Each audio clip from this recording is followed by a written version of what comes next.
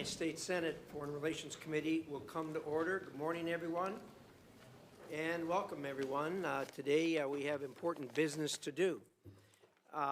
Before I start, I will tell everyone, those of you in the audience, we're so glad to have you here. Thanks so much for coming. This is a public hearing.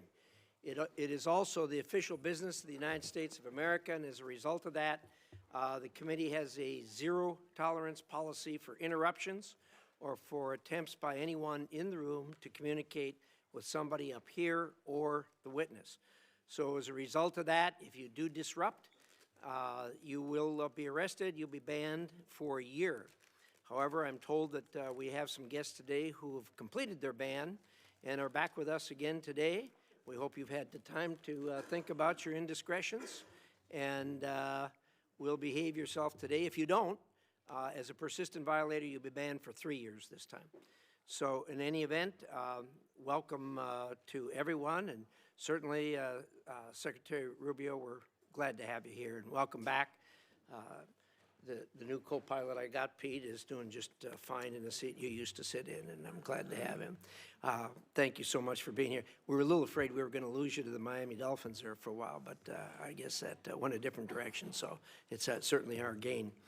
I'd like to start this hearing on the Venezuela situation by recognizing the brave men and women who participated in this operation. The intelligence gathering, planning, and execution were incredible. Only the U.S. could have pulled off this mission, and that's only because of the dedication and professionalism of each and every one of our service members. As we know, much of their work is done in secret, but I do hope these people will receive the accolades that they so rightly deserve. I also want to acknowledge the leadership of President Trump that he has shown, and also you, Secretary Rubio. It's no easy job keeping drugs and narco-terrorists off our streets and keeping Americans safe. Thank you for extraditing Nicolas Maduro and bringing him to account for his many crimes against the American people. Let me reiterate a point that I've made many times on the Senate floor. President Trump's actions against narco-terrorists and his capture of Maduro have made America safer. Every American should be thanking Donald Trump and Marco Rubio for what they have done. There are a lot of Americans today who wouldn't be alive if not for your commitment and dedication to stemming the flow of drugs into our country. The actions in Venezuela were limited in scope, short in duration, and done to protect U.S. interests and citizens. What President Trump has done in Venezuela is the definition of the President's Article 2 constitutional authorities as Commander-in-Chief, and wholly consistent with what other presidents' efforts and what they have done and actions they have taken to protect the American people from threats in our own hemisphere.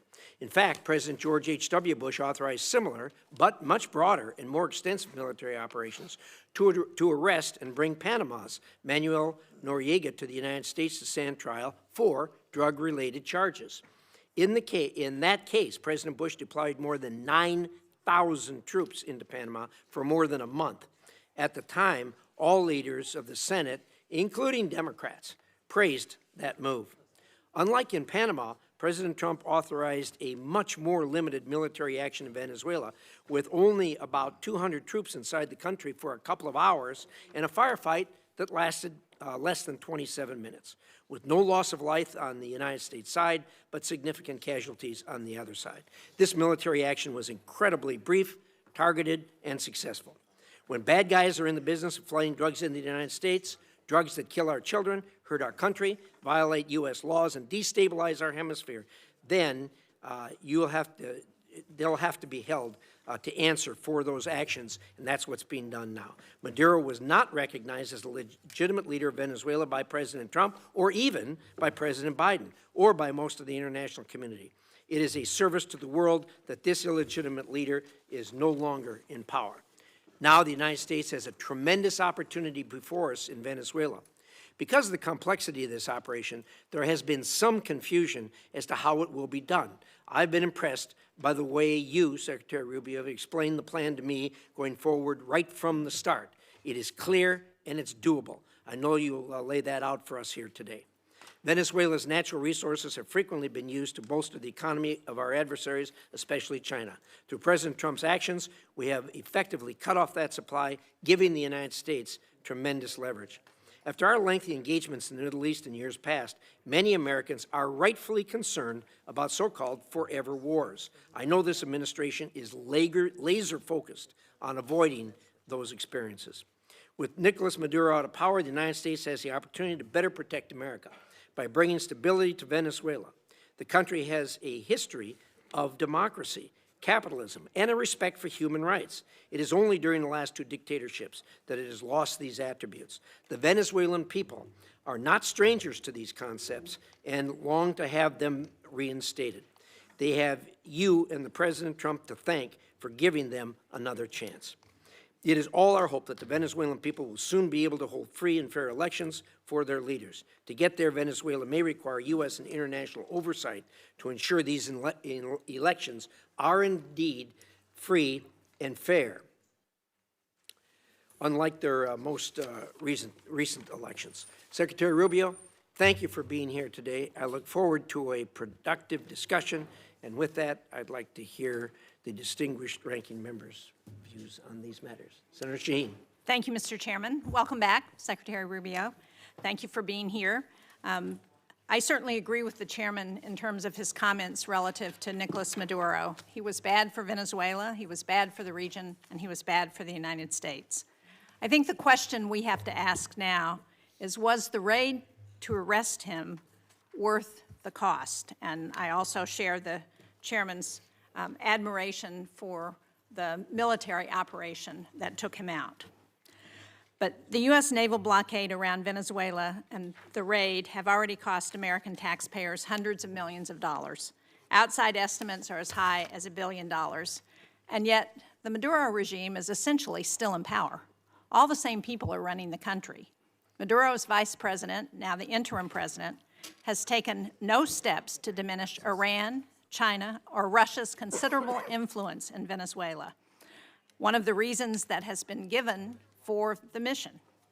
Her cooperation appears tactical and temporary and not a real shift in Venezuela's alignment. In the process, we've traded one dictator for another. So it's no wonder that so many of my constituents are asking, why is the president spending so much time focused on Venezuela instead of the cost of living and their kitchen table economic concerns? Unfortunately, I think this has been a pattern across the administration, losing sight of what actually advances America's interests and delivers results for the American people. Take the elimination of personnel and departments that were critical to our national security, for example. These are cost-effective tools, like Voice of America, that help us advance America's interests globally. And Mr. Secretary, as you remember, you strongly supported most of these programs when you were on this side of the dais. The administration says those cuts were about saving money, but the total federal spending last year went up by 4%, not down. We spent more, not less. As a result, our adversaries like China are expanding their influence. And there is broad bipartisan agreement in Congress that China is the central strategic challenge of our time. The president himself has said that as well. But we're cutting foreign aid and diplomacy tools. We're leaving embassies without leadership. We're shutting down counter-disinformation programs. We are driving talent away from the United States while Beijing is actively recruiting it. And I would just like to point out, this is a picture of the globe. These are countries where China has ambassadors in those countries. All of the red, those are China. And places where their diplomats are on the ground, except, of course, for China, which is in blue, and they don't need to put diplomats there. This map, this is where we have diplomats. You can see the red is where we're filled, and look at all of the white, where we do not have ambassadors on the ground. We're even giving China some of our most advanced semiconductors. And after a year of tariffs that were supposed to make us stronger, China has posted the largest trade surplus in history. And American families are paying more at a time when the prices were already too high. Since the start of the tariff campaign in 2025, U.S. manufacturing employment has fallen by anywhere from 50 to 70,000 jobs, depending on whose estimates you look at. That's a trend that undercuts promises that tariffs would bring factory jobs roaring back. And instead of creating a united front against China, we're pushing our closest allies into their arms. Just look at Canada, whose business with the state of New Hampshire has been really critical. They recently cut a trade deal with China because they no longer view the United States as a reliable partner. Pushing allies away like that is not strategic competition. It is unilateral disarmament.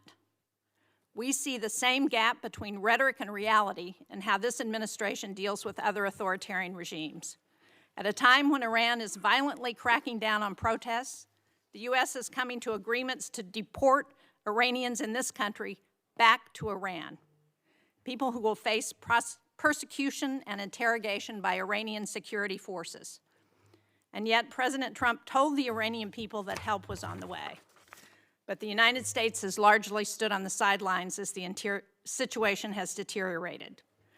Americans are right in thinking that the Trump administration is tougher on our allies than on most of our adversaries. I just returned from Denmark, where I met with Danish and Greenlandic leaders. Senator Coons was also on that trip. He led it. What I heard directly is that President Trump's threats to take Greenland have shaken public confidence in the United States to the core. And this from an ally who first recognized the new United States of America in 1792, has fought on our side in both world wars and in Afghanistan. And I heard from one Danish-American woman whose son holds both citizenships and is approaching conscription age, that she's worried that her son might one day be forced to choose between the two countries that he loves. That kind of fear would have been unthinkable 2 years ago, or 10 years ago, or 50 years ago. There is no strategic objective in Greenland that cannot be achieved through cooperation. The only thing these threats have accomplished is weakening trust in the United States. That trust is the foundation of our alliances, and at a moment when Russia is waging the largest land war in Europe since World War II, we should be strengthening allied unities. Instead, we're undermining it. European allies are worried about open conflict with the United States. Canadian trading partners are turning toward China instead of the U.S., and the constant threat of new tariffs raising prices and making it impossible for businesses to invest is ever present. So, from Venezuela to Europe, the United States is spending more, risking more, and achieving less. That does not project strength. It hands our adversaries exactly what they want. Thank you, Mr. Chairman. Thank you, Senator Shaheen. We're now going to hear from Secretary Rubio. After that, we'll do a round of 5-minute questions. And so with that, Secretary Rubio, welcome back to the committee. Love to hear what you have to say. Thank you. I appreciate it. And I'll be brief in my opening statement so we can leave more time for questions. I've submitted a written statement, but I'm not going to use it. I'm just going to talk to you guys for a few minutes. And all right, here we go. Suspend. You know the drill. Off to jail. That's a war crime. That's a one-year ban from the committee.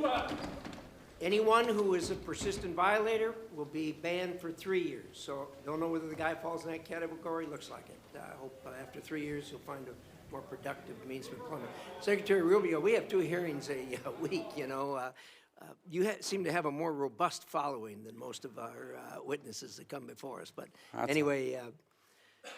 There'll be a couple more, so thank you for stopping the clock, but I appreciate it. So, and I know there's a lot of other topics you're going to ask me about, so we can talk about those, including the ones that Senator Shaheen just outlined, but let me just talk about Venezuela in particular. Please.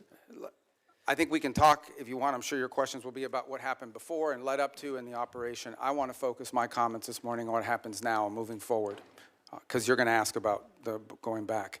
And let me just say this. What is our goal going in? We had in our hemisphere a regime operated by an indicted narco-trafficker that became a base of operation for virtually every competitor, adversary, and enemy in the world. It was, for Iran, their primary spot of operation in the Western Hemisphere was Venezuela. For Russia, Their primary base of operation in the Western Hemisphere, along Cuba and Nicaragua, was Venezuela. In the case of China, China was receiving oil at a huge, about $20 a barrel discount. And they weren't even paying money for it. It was being used to pay down debt that they were owed. This is the oil of the people of Venezuela, and it was being given to the Chinese as barter at a 20%, at a $20 discount per barrel in some cases. And so you had basically three of our primary opponents in the world operating from our hemisphere from that spot. It was also a place where you had a narco-trafficking regime that openly cooperated with the FARC and the ELN and other drug trafficking organizations using their national territory. It was an enormous strategic risk for the United States, not halfway around the world, not in another continent, but in the hemisphere in which we all live. And it was having dramatic impacts on us, but also on Colombia and on the Caribbean basin and all sorts of other places. It was an untenable situation, and it had to be addressed. And it was addressed. And now the question becomes what happens moving forward. As I've described to you in previous settings and in individual conversations, we had three objectives here. The final, I'll work it backwards because the end state here is we want to reach a phase of transition where we are left with a friendly, stable, prosperous Venezuela and democratic, in which all elements of society are represented in free and fair elections. By the way, you can have elections. You can have elections all day.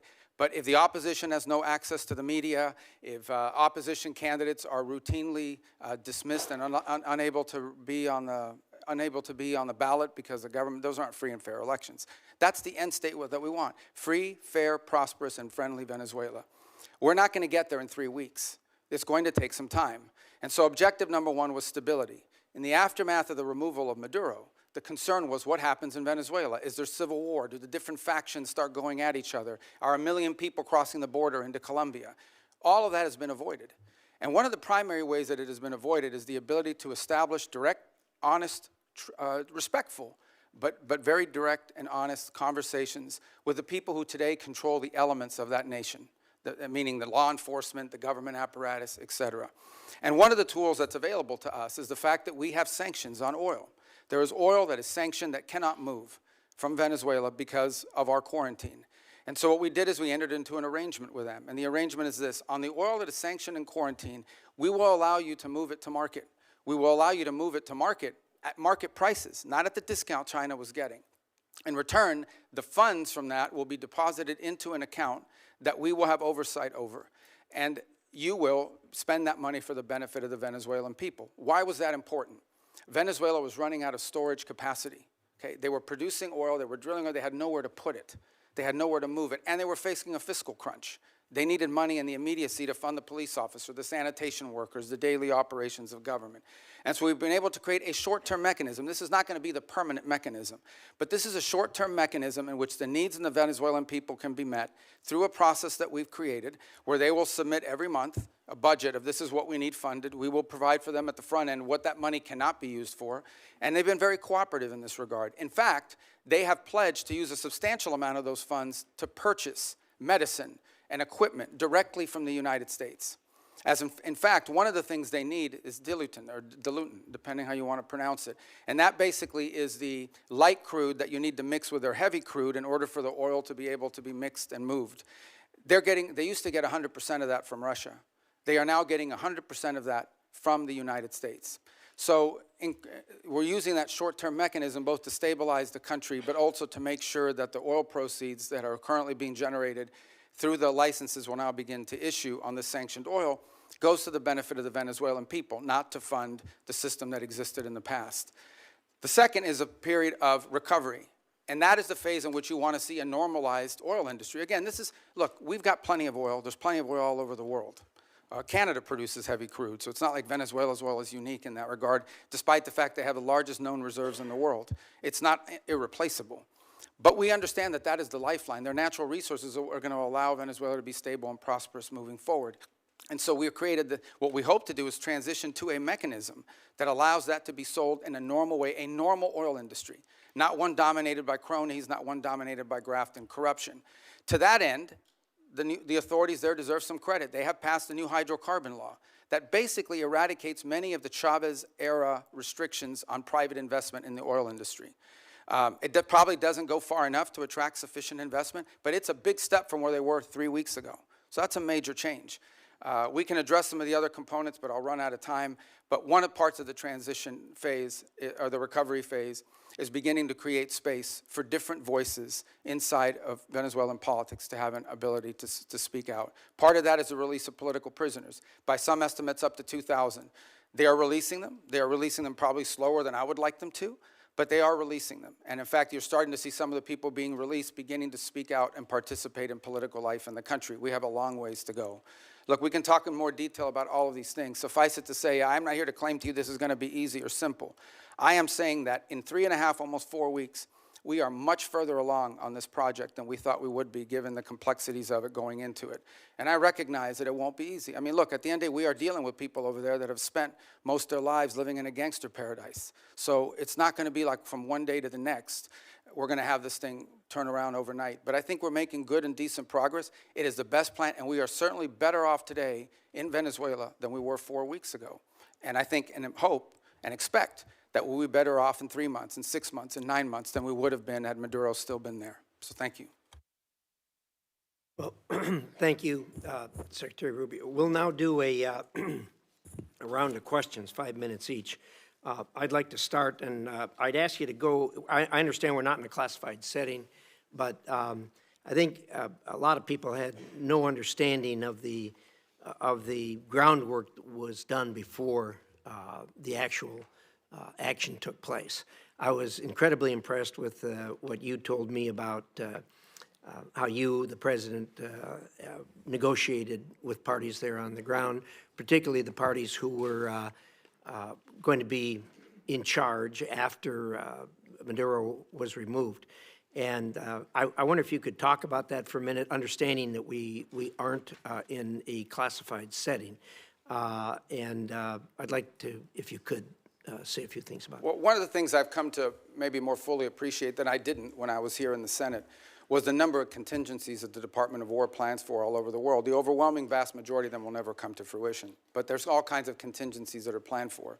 And one contingency that had to be planned for is the fact that sitting in Venezuela with a $50 million reward on his head was an indicted narco trafficker. In fact, I believe it's the largest reward we've ever issued for anybody.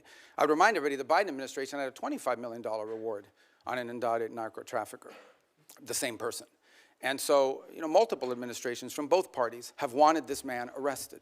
And one of the options the president had before him was the opportunity, if things didn't work out, to go in and remove this individual because he was wanted in a law enforcement operation. Now, obviously, a law enforcement operation against the de facto head of a regime is not as simple as going after some fugitive hiding in a closet somewhere. It required planning, and it required eliminating anything that was a threat to the forces that were going in to extract him. I want to be clear, and I'll share with you what I've shared publicly. We made multiple attempts to get Maduro to leave voluntarily and to avoid all of this because we understood that he was an impediment to progress. You couldn't make a deal with this guy. Okay? This guy has made multiple deals. He's broken every one of them. As a point of example, he made a deal with the Biden administration, and here was the deal that he made. It was a bad deal. We knew he wouldn't keep it. He made the following deal. Pardon my nephews, his nephews, who were convicted narco traffickers, convicted already and serving time in jail, pardon them, pardon and release Alex Saab, who was his money man, his bag man, primarily in charge of the portfolio with Iran. Release these people. He, in turn, agreed to release some political prisoners, which he did. Many of them were subsequently exiled or rearrested, and that he would hold free and fair elections, which he did not. In fact, he basically disqualified Maria Corina Machado and any other candidate. And Edmundo Gonzalez ends up being the nominee for the opposition party simply because they forgot to ban him. And they forgot to put him on the ban list. And then despite that, he loses an election that everyone around the world recognizes an illegitimate election.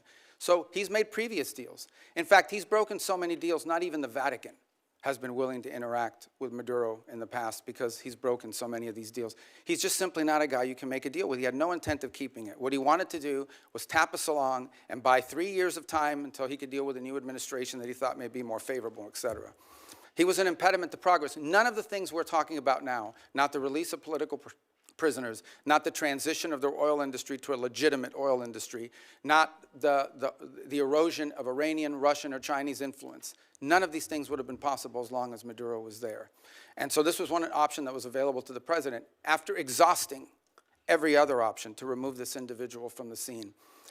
Again, I'm not here to tell you these are all going to be roses along the way and it's all going to go perfectly. But for the first time in 20 years, we are having serious counter-narcotic talks with Venezuelan authorities about going after narcotics organizations. For the first time in 20 years, we are having serious conversations about eroding and eliminating the Iranian presence, the Chinese influence, the Russian presence as well. In fact, I would tell you that there are many elements there in Venezuela that welcome a return to establishing relations to the United States on multiple fronts. We are at the end talking about a Western country that has a long history of cooperation and work with the United States. At one time, Venezuela, pre-Chavez, was a very strong U.S. ally. And we hope to get back to that point. We're not there. This thing still is in its infancy. But I certainly think a lot of progress has been made in that regard. I was impressed with your description of the fact how careful you were in the operation not to dismantle either institutions or infrastructure because you wanted to see the Venezuelan people take that over and get back on their feet again. I think that was really a wise decision to make and have it as surgical as it was. The last thing I'd ask about, if you could touch on for just a minute, is I know you spent a considerable period of time negotiating with the people that were going to do day-to-day operations, the Venezuelans who were going to fill the vacuum. How's that going, and how do you feel about where we are there? Well, first of all, let me understand something. I spent 14 years in the U.S. Senate going after these people pretty hard, along with many of you. So, I mean, I understand who they are, and I understand this portfolio from a personal level quite well. So we're very realistic about what we're dealing with here. We also understand that in geopolitics, sometimes that's required. And in this particular case, there are an alignment of interests. And we certainly think that the approach we're taking is preferable to some of the other alternatives that people speculate about or fear. And I would say at this point, I do have to characterize, again, being realistic, clear-eyed, and understanding that there will be impediments and unexpected events along the way. What we have found so far is cooperation, respect, dialogue, and it's not just me. As has been reported in the media, Director Ratcliffe traveled to Caracas and met with leaders there and discussed important items of potential cooperation. I've also discussed, and I think I've alerted some of you, that we have Laura Dogue, who was our ambassador to Nicaragua in the past and to Honduras, will be taking over the Venezuelan Affairs Unit, first in Bogota, but ultimately in Caracas. We've had a team on the ground already there. We already had 70 locally employed that sort of maintain that facility, but we have a team on the ground there assessing it, and we think very quickly we'll be able to open a U.S. diplomatic presence on the ground, which will allow us to have real-time information and interact, by the way, not just with officials in the regime and with the interim authorities, but also interact with members of civil society, the opposition. We think we're going to be much further along when we get them along the way. They've been very cooperative on that front. Obviously, there's some hard asks along the way. We'll see what the response is to those. But whether it's General Kane with his counterpart, or Director Ratcliffe, or myself with Delcy Rodriguez, we've established what I think so far has been a very respectful and productive line of communication as we go through this stabilization phase and towards the recovery phase. But there's a lot of work to be done here, and you know, we ultimately are going to judge actions, not words, and that's what we're hoping to work towards. Well done, Senator Shaheen. Thank you. I'm pleased that we are looking at a diplomatic presence in Venezuela in the near future. I think that's very important. But the DEA has reportedly identified Delcy Rodriguez as a significant actor in the drug trade. Do you agree with that? And if you do, how are we to assure the American people that the money that's going to Venezuela is not going to any of the cartels or drug running? Yeah, and that, well, first of all, on the first point, I would say she's not indicted the way Maduro and his wife were. So I'm not going to speculate about newspaper articles and what law enforcement is working on. If, in fact, there were such an investigation, you know, I mean, that's something that we would speculate on. Suffice it to say that this was not a normal system. We all should stipulate to that, okay? That regime, as everyone understood, was held together by corruption. The glue that kept people together was not loyalty to Maduro. It was the fact that these 5 guys had 5 separate oil fields that were assigned to them. These people had drug routes. I understand that. So that's going to be I'm not defending the regime. In fact, I'm concerned that we haven't really changed the regime enough, and that America's dollars are still going to drug runners and to significant organizations who we don't want to have benefit from the funding that we're selling now of oil and providing to the Venezuelan Yeah, government. look, no, I acknowledge that we are dealing with, as I told you, with individuals that have been involved in things that in our system would not be acceptable, would not be acceptable to us in the long term. By no means is our policy to leave in place something permanent that's as corrupt as you've described. We are in the transition and stabilization phase. We are just acknowledging reality, and that is you have to work with the people that are in charge of the elements of government. Okay, but now, can what you are the reassure systems? people that Yeah, so the money way is that- not going, Yeah, continuing to go to the drug cartels? Right, so that's the process that I outlined to you. So on the sanctioned oil, the oil that requires U.S. permission to move, that oil, the proceeds of that oil, which by the way is being sold at market price, not at the discount Venezuela was being Right. forced to sell, is being deposited into an account that ultimately will become a U.S. Treasury blocked account here in the United States. They will submit, we will at the front end say this is what this money can be spent on these things. We will submit to them. They will submit to us a budget request. We want to use this money for these things. And part of the proceeds will go to fund a audit process to make sure that that's how the money is being spent. So and that's there how is- we intend to handle those funds in the short term. There's an actual audit process that's been set up? Who is It will be set up, and responsible? we have a couple options. One option is the XM Bank. They have expertise as bankers and being able to do some of that option. There may be some others in place. We haven't finalized what that audit process would be. We've only made one payment, and that payment we did, and retrospectively will be audited, but it was important we made that payment because they had to meet payroll. They had to keep sanitation workers, police officers, government workers on staff. It was a $300 million payment. Right, so it's been reported that the oil sold for $500 million, that $300 million went to Venezuelan government. What happened to the other $200 million? It's still sitting in the account, is my understanding at this time. The account in Qatar? Well, the account, yes, but that will ultimately be that's a short-term account. Ultimately, it will be a U.S. Treasury blocked account in the United States. And will it also be audited? Correct. Well, the audit will be on the expenditures.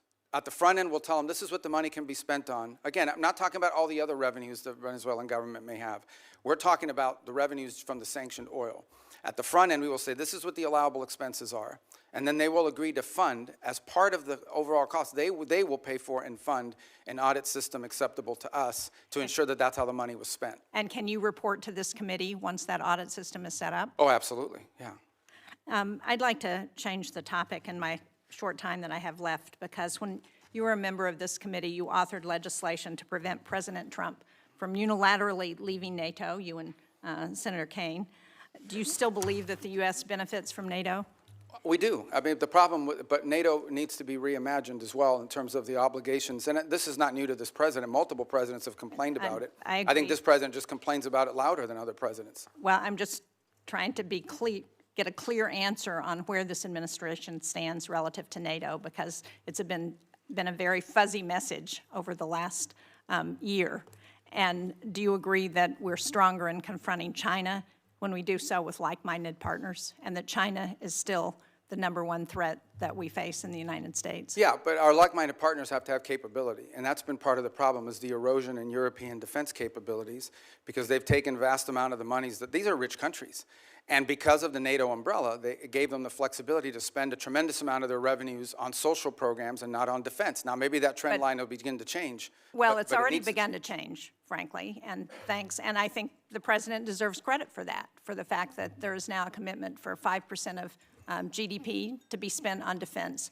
But part of that strength also comes not just from having the mechanism, the military might, but it also comes from the unity with our allies.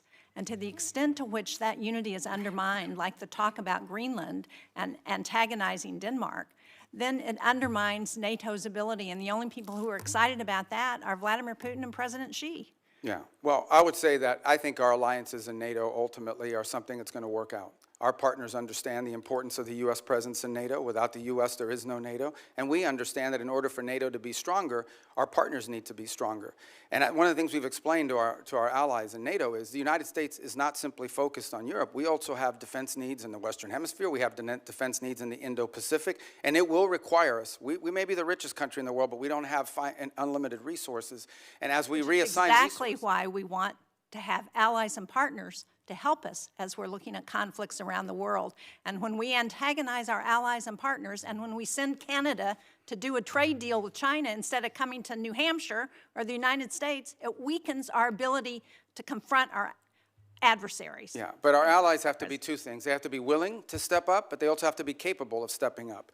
And frankly, many of them have not. I mean, Spain is still not doing the 5%. I mean, there are countries that are still not doing. And in fact, Mark Rutte yesterday pointed out that if without the United States, the countries of Europe would have to spend 10% of their GDP for the next 20 years to be able to make up the whole. So I do think there needs to be a rebalancing, and hopefully we'll have cooperation. I think we will. Rutte has done a great job of managing all And I'm not arguing that point with you.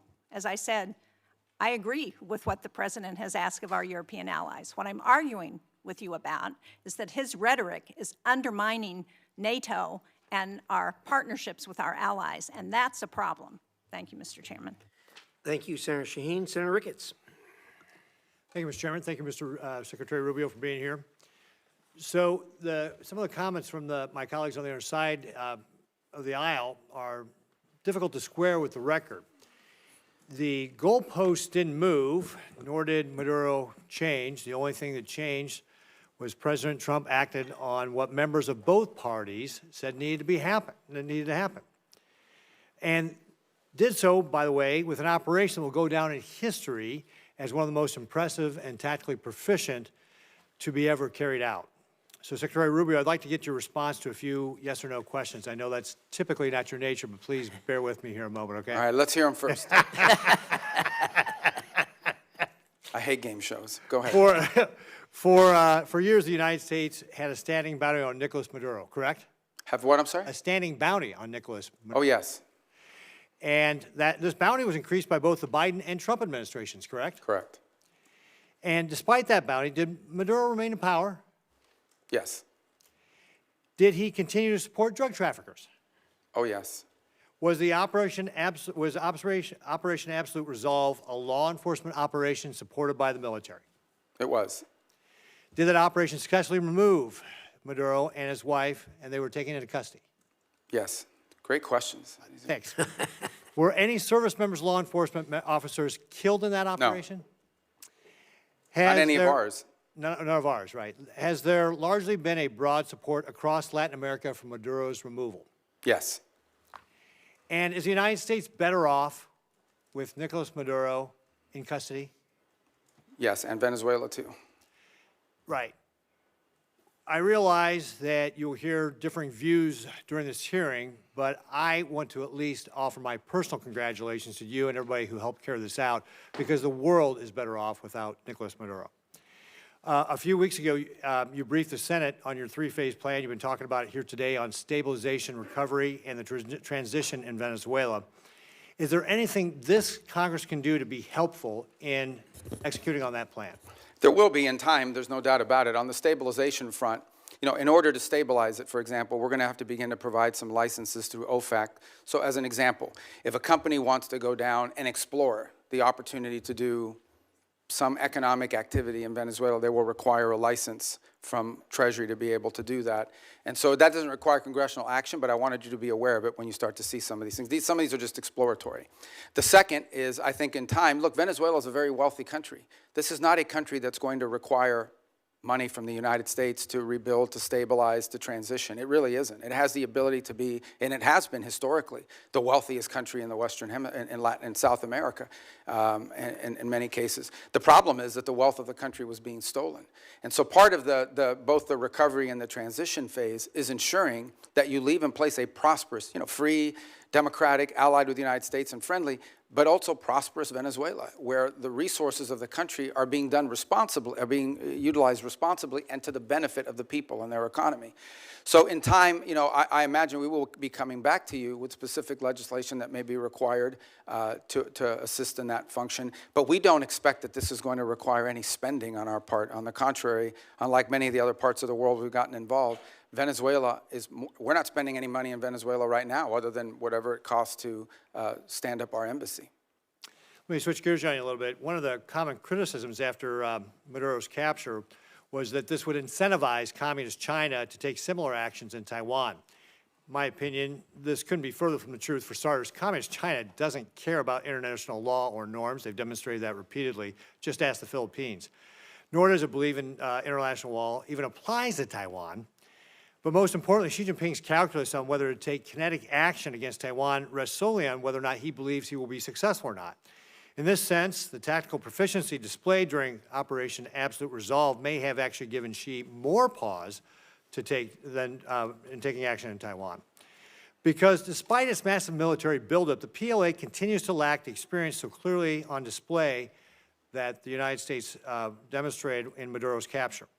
And the PLA leaders that do have combat experience, like General Zhang, just got purged, or at least one of them did. So, Secretary Rubio, do you believe that the operation to take Maduro into custody will have any impact on Communist China's actions or intentions toward Taiwan? No, look, the situation on Taiwan is a Xi legacy project that he's made very clear that that's what he intends to do. And that's going to be irrespective of anything that happens in the world. Your point, though, is well taken, and that is the U.S. in conducting this operation, I think, was certainly startling to China, to Russia, to Iran, to any adversary around the world, because the U.S. is the only country in the world that could have done this operation. Mr. Chairman, if I could just real briefly, I just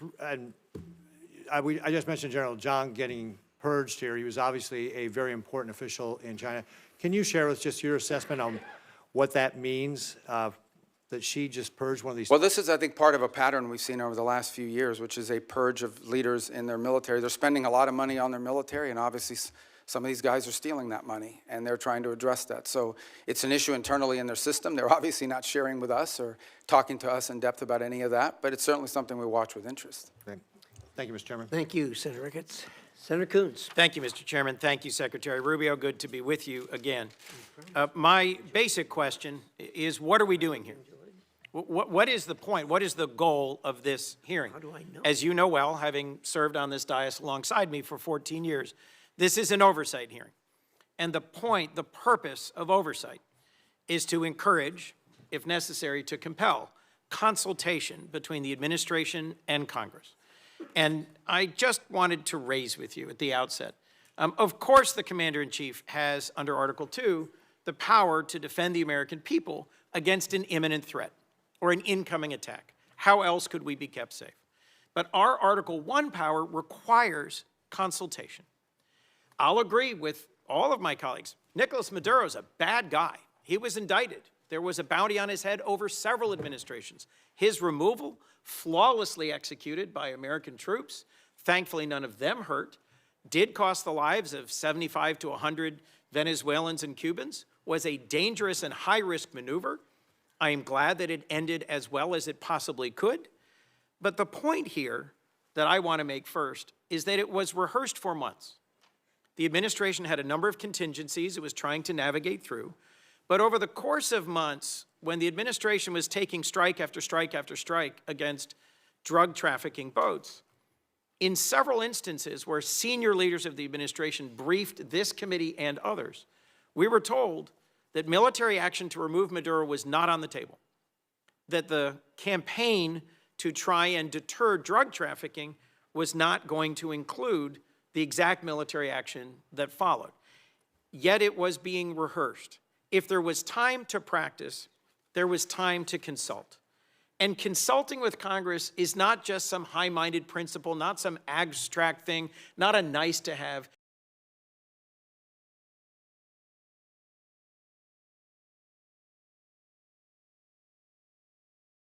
I agree with. But our president continues to threaten Delcy Rodriguez and the remnant of the Maduro regime with military force if they don't comply. We should know what are the policies, what is the path, what is the plan forward. You and I both know the long and painful history of wars that began and seemed to be resolved and then opened up into excruciating, expensive, years-long conflicts. In Iraq in particular, in Libya and elsewhere, things do not always go as planned. And so consultation with Congress that is truthful and forthcoming and transparent is critical. In your service in this body, you knew that, you experienced it. I was in the room as you held to account members of previous administrations for not coming forward as they should have. So, look, in order to avoid our men and women in our armed forces going into harm's way, doubting whether they have the support of the Congress, consultation, hearings, and deliberations are required. I understand the risk of leaks. That's a risk every administration takes. But at the end of the day, our framers entrusted the power of the declaration of war to this body, not to the executive. and where there is the time to consult, there has to be consultation. Second, I just wanted to talk about allies and alliances. I was just in Europe. I led a bipartisan delegation, as Senator Shaheen referenced, to Denmark. And our president's comments about NATO, about Denmark, and his attempts to coerce Denmark into giving up Greenland are appalling. They profoundly harmed our security. And I am asking you to do everything you can to reinforce our commitment to NATO. I was concerned that you just said NATO needs to be reimagined. Let's just be clear about the record. You know as well as I, Article 5 has only been invoked once, and it was in defense of us after we were attacked. Danes and soldiers from almost every other NATO ally deployed and served, fought, and died. 52 Danes. And for me, the most emotional moment of my visit to Denmark was laying a wreath at the memorial to the Danes who served, fought, and died alongside Americans. So when our president says we never asked for anything from NATO, and they never gave us anything, and you suggest that they aren't carrying their weight, whether it's in bases, or in access, or in troops, or in service, it is allies that will keep us safe in the Indo-Pacific. Our treaty allies, Korea and Japan and Australia and the Philippines, are going to be critical to Indo-Pacific security against our principal threat, China. And in Europe, I'm worried that the very foundations of trust are being shaken. Our democracy depends on consultation with Congress that is truthful and timely, and the confidence of our allies depends on them knowing where we're going next. Today, an armada is steaming towards Iran. Our president is on social media threatening Iran, and I hope I can count on you, Mr. Secretary, to consult with us and inform us before our next actions, whether against Nigeria, Colombia, Cuba, Iran, or anywhere else. And I hope and believe that I can count on you to reinforce the sanctity of NATO, not to reimagine it, but to reinforce it. Thank you. Well, let me unpack the 3 points you touched upon: consultation, NATO, Greenland, alliances in Greenland. Let me tell you on the consultation. Look, this has been a point of tension, not just in this administration and Congress, but in multiple administrations. As you rightly pointed out, I was a big fan of consultation when I was sitting over there. Now, you know, it's a different job, different time. But it's not, that's not necessarily the point. This is a very unique situation that we faced here. The fact of the matter is that our mission, and the one you were briefed on and talked about, that mission remains ongoing, and that is the counter-narcotic mission that we continue to carry out. As controversial as it may be, you may not all be fans of it, obviously, but it is happening in the Eastern Pacific, and it is also happening in the Caribbean Basin. The problem is, or the good news is, there aren't a lot of drug boats moving in the Caribbean Basin anymore, and that's what we had briefed Congress upon. This specific mission that you've talked about, one of the reasons why you rehearse it is to see if it's even feasible, to basically go to the president and say, is this something that's even an option on the table? The truth of the matter is that this mission could not have been briefed to Congress because it wasn't even in the realm of possible until very late in December, when all of our efforts to negotiate with Maduro had failed, and the president was finally presented these options and made these decisions. It was also a trigger-based operation. It may never have happened. It required a number of factors to all align at the right place at the right time in a very limited window, and it wasn't even clear if it was ever going to be possible. There's also the aspect which I do not control, and that is deference to the Department of War on operational security. Despite the fact that we had kept this quite constrained, the truth of the matter is that this was leaked. We now know it was leaked by a contractor at the Department of War that, had it been published, would have endangered the lives of people and/or would have probably canceled the ability to carry out the mission.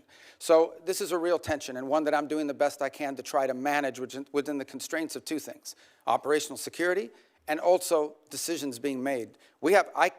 There are multiple contingencies for events all over the world, including some that none of us think were ever going to come to fruition.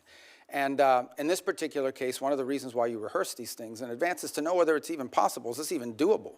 And what are the risks associated with doing? So you can present options to the president, who ultimately makes these decisions. In the case of reimagining NATO, it most certainly has to be reimagined. And the reason why it has to be reimagined is not because its purpose is reimagined. Its capabilities have to be reimagined. Let me give you as a point of example. There's a lot of talk about security guarantees. And it's something that there's general agreement about now with the case of Ukraine. But those security guarantees basically involve the deployment of a handful of European troops, primarily French in the UK, and then a US backstop. But in fact, the security guarantee is the US backstop. It is not and I'm not diminishing the fact that some countries in Europe are willing to place troops in a post-war Ukraine. What I'm pointing out is that is irrelevant without the U.S. backstop. And the reason why you need such a strong U.S. backstop is because our allies and our partners have not invested enough in their own defense capabilities over the last 20 or 30 years. Now, hopefully that's going to change. Hopefully that is changing. And in some cases and in some particular countries, it's already changed. But this is a fact that we cannot ignore. NATO is going to be stronger if our allies are more capable, especially, and here's the reality, whether we want to accept it or not, we have interests all over the world. We have interests in the Middle East, we have interests in the Western Hemisphere, and we most certainly have interests in the Indo-Pacific. A number of you have already pointed out that China is the chief challenge.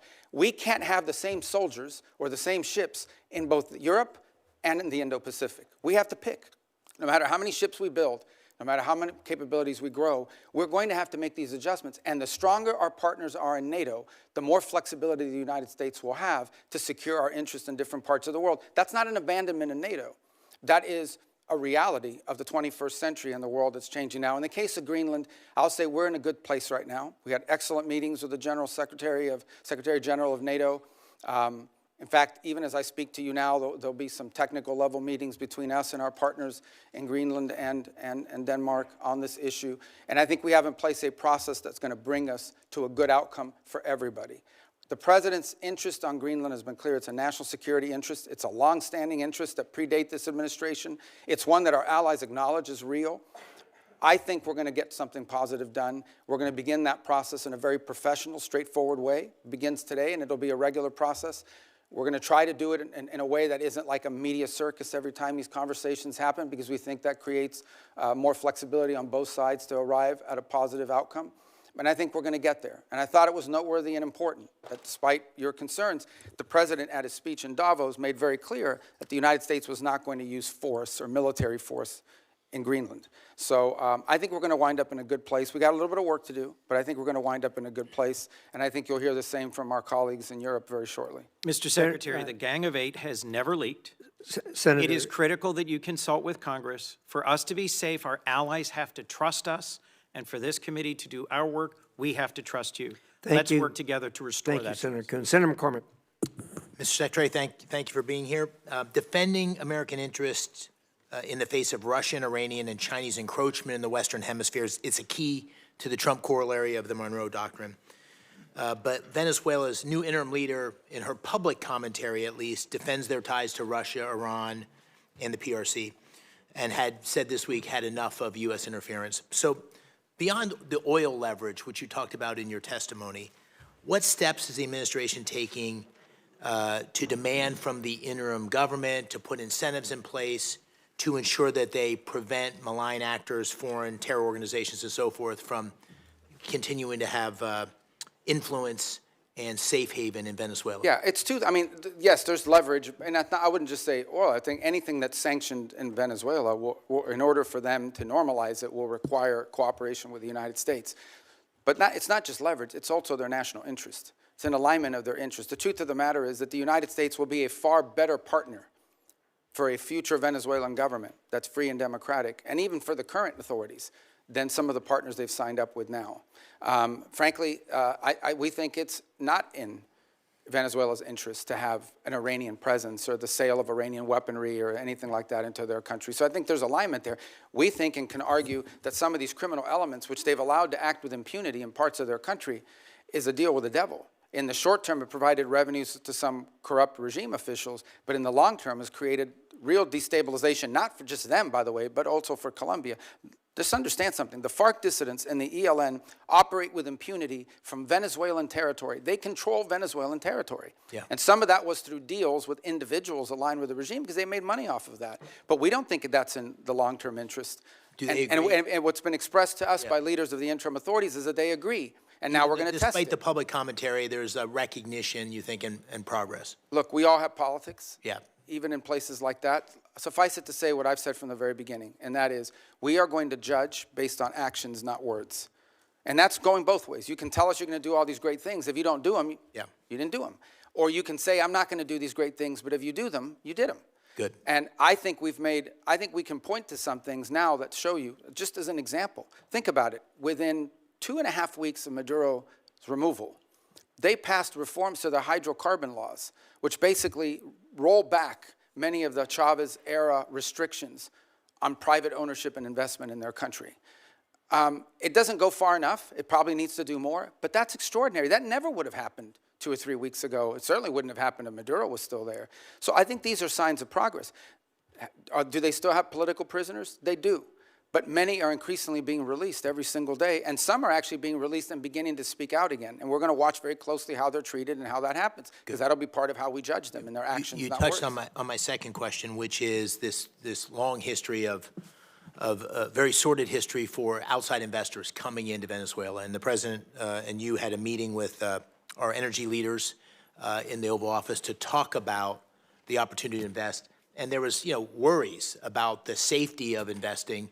What steps beyond what you just described in terms of the hydrocarbon law, security guarantees for workers, any sorts of certainty that investors are gaining, which is going to allow them to have the confidence to move on the opportunities of Venezuela? Yeah, I mean, the first step is some of these investors or potential investors need to get a license from OFAC to be able to even explore this. Then they need to be able to go down there and meet with people and see what's happening and make that determination. Here's what I would say. Venezuela has a lot of oil. They do. But there's a lot of oil in other places, too. Companies are only going to invest somewhere if they know we're going to invest, we're going to make our money back with a profit, and our land isn't going to be taken from us. And if you try to, there's a court we can go to and contracts we can enforce. That's the level of certainty that we're talking in terms of security. And that's part of this transition process. That's part of this recovery process, is to normalize their industry.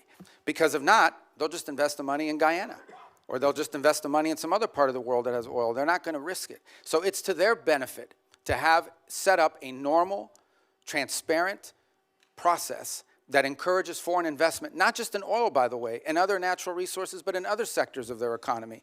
I mean, it's unlimited, whether it's retail, whether it's banking. I mean, a country that's prosperous and generating economic activity holds the promise of all sorts of economic activity. I'm going to try to squeeze in one more question, if Yeah. I could, just in my remaining seconds. Just very briefly, we've heard such differing accounts, and the president has spoken strongly, you have as well, on the deaths in Iran and the horrible atrocities that are being committed.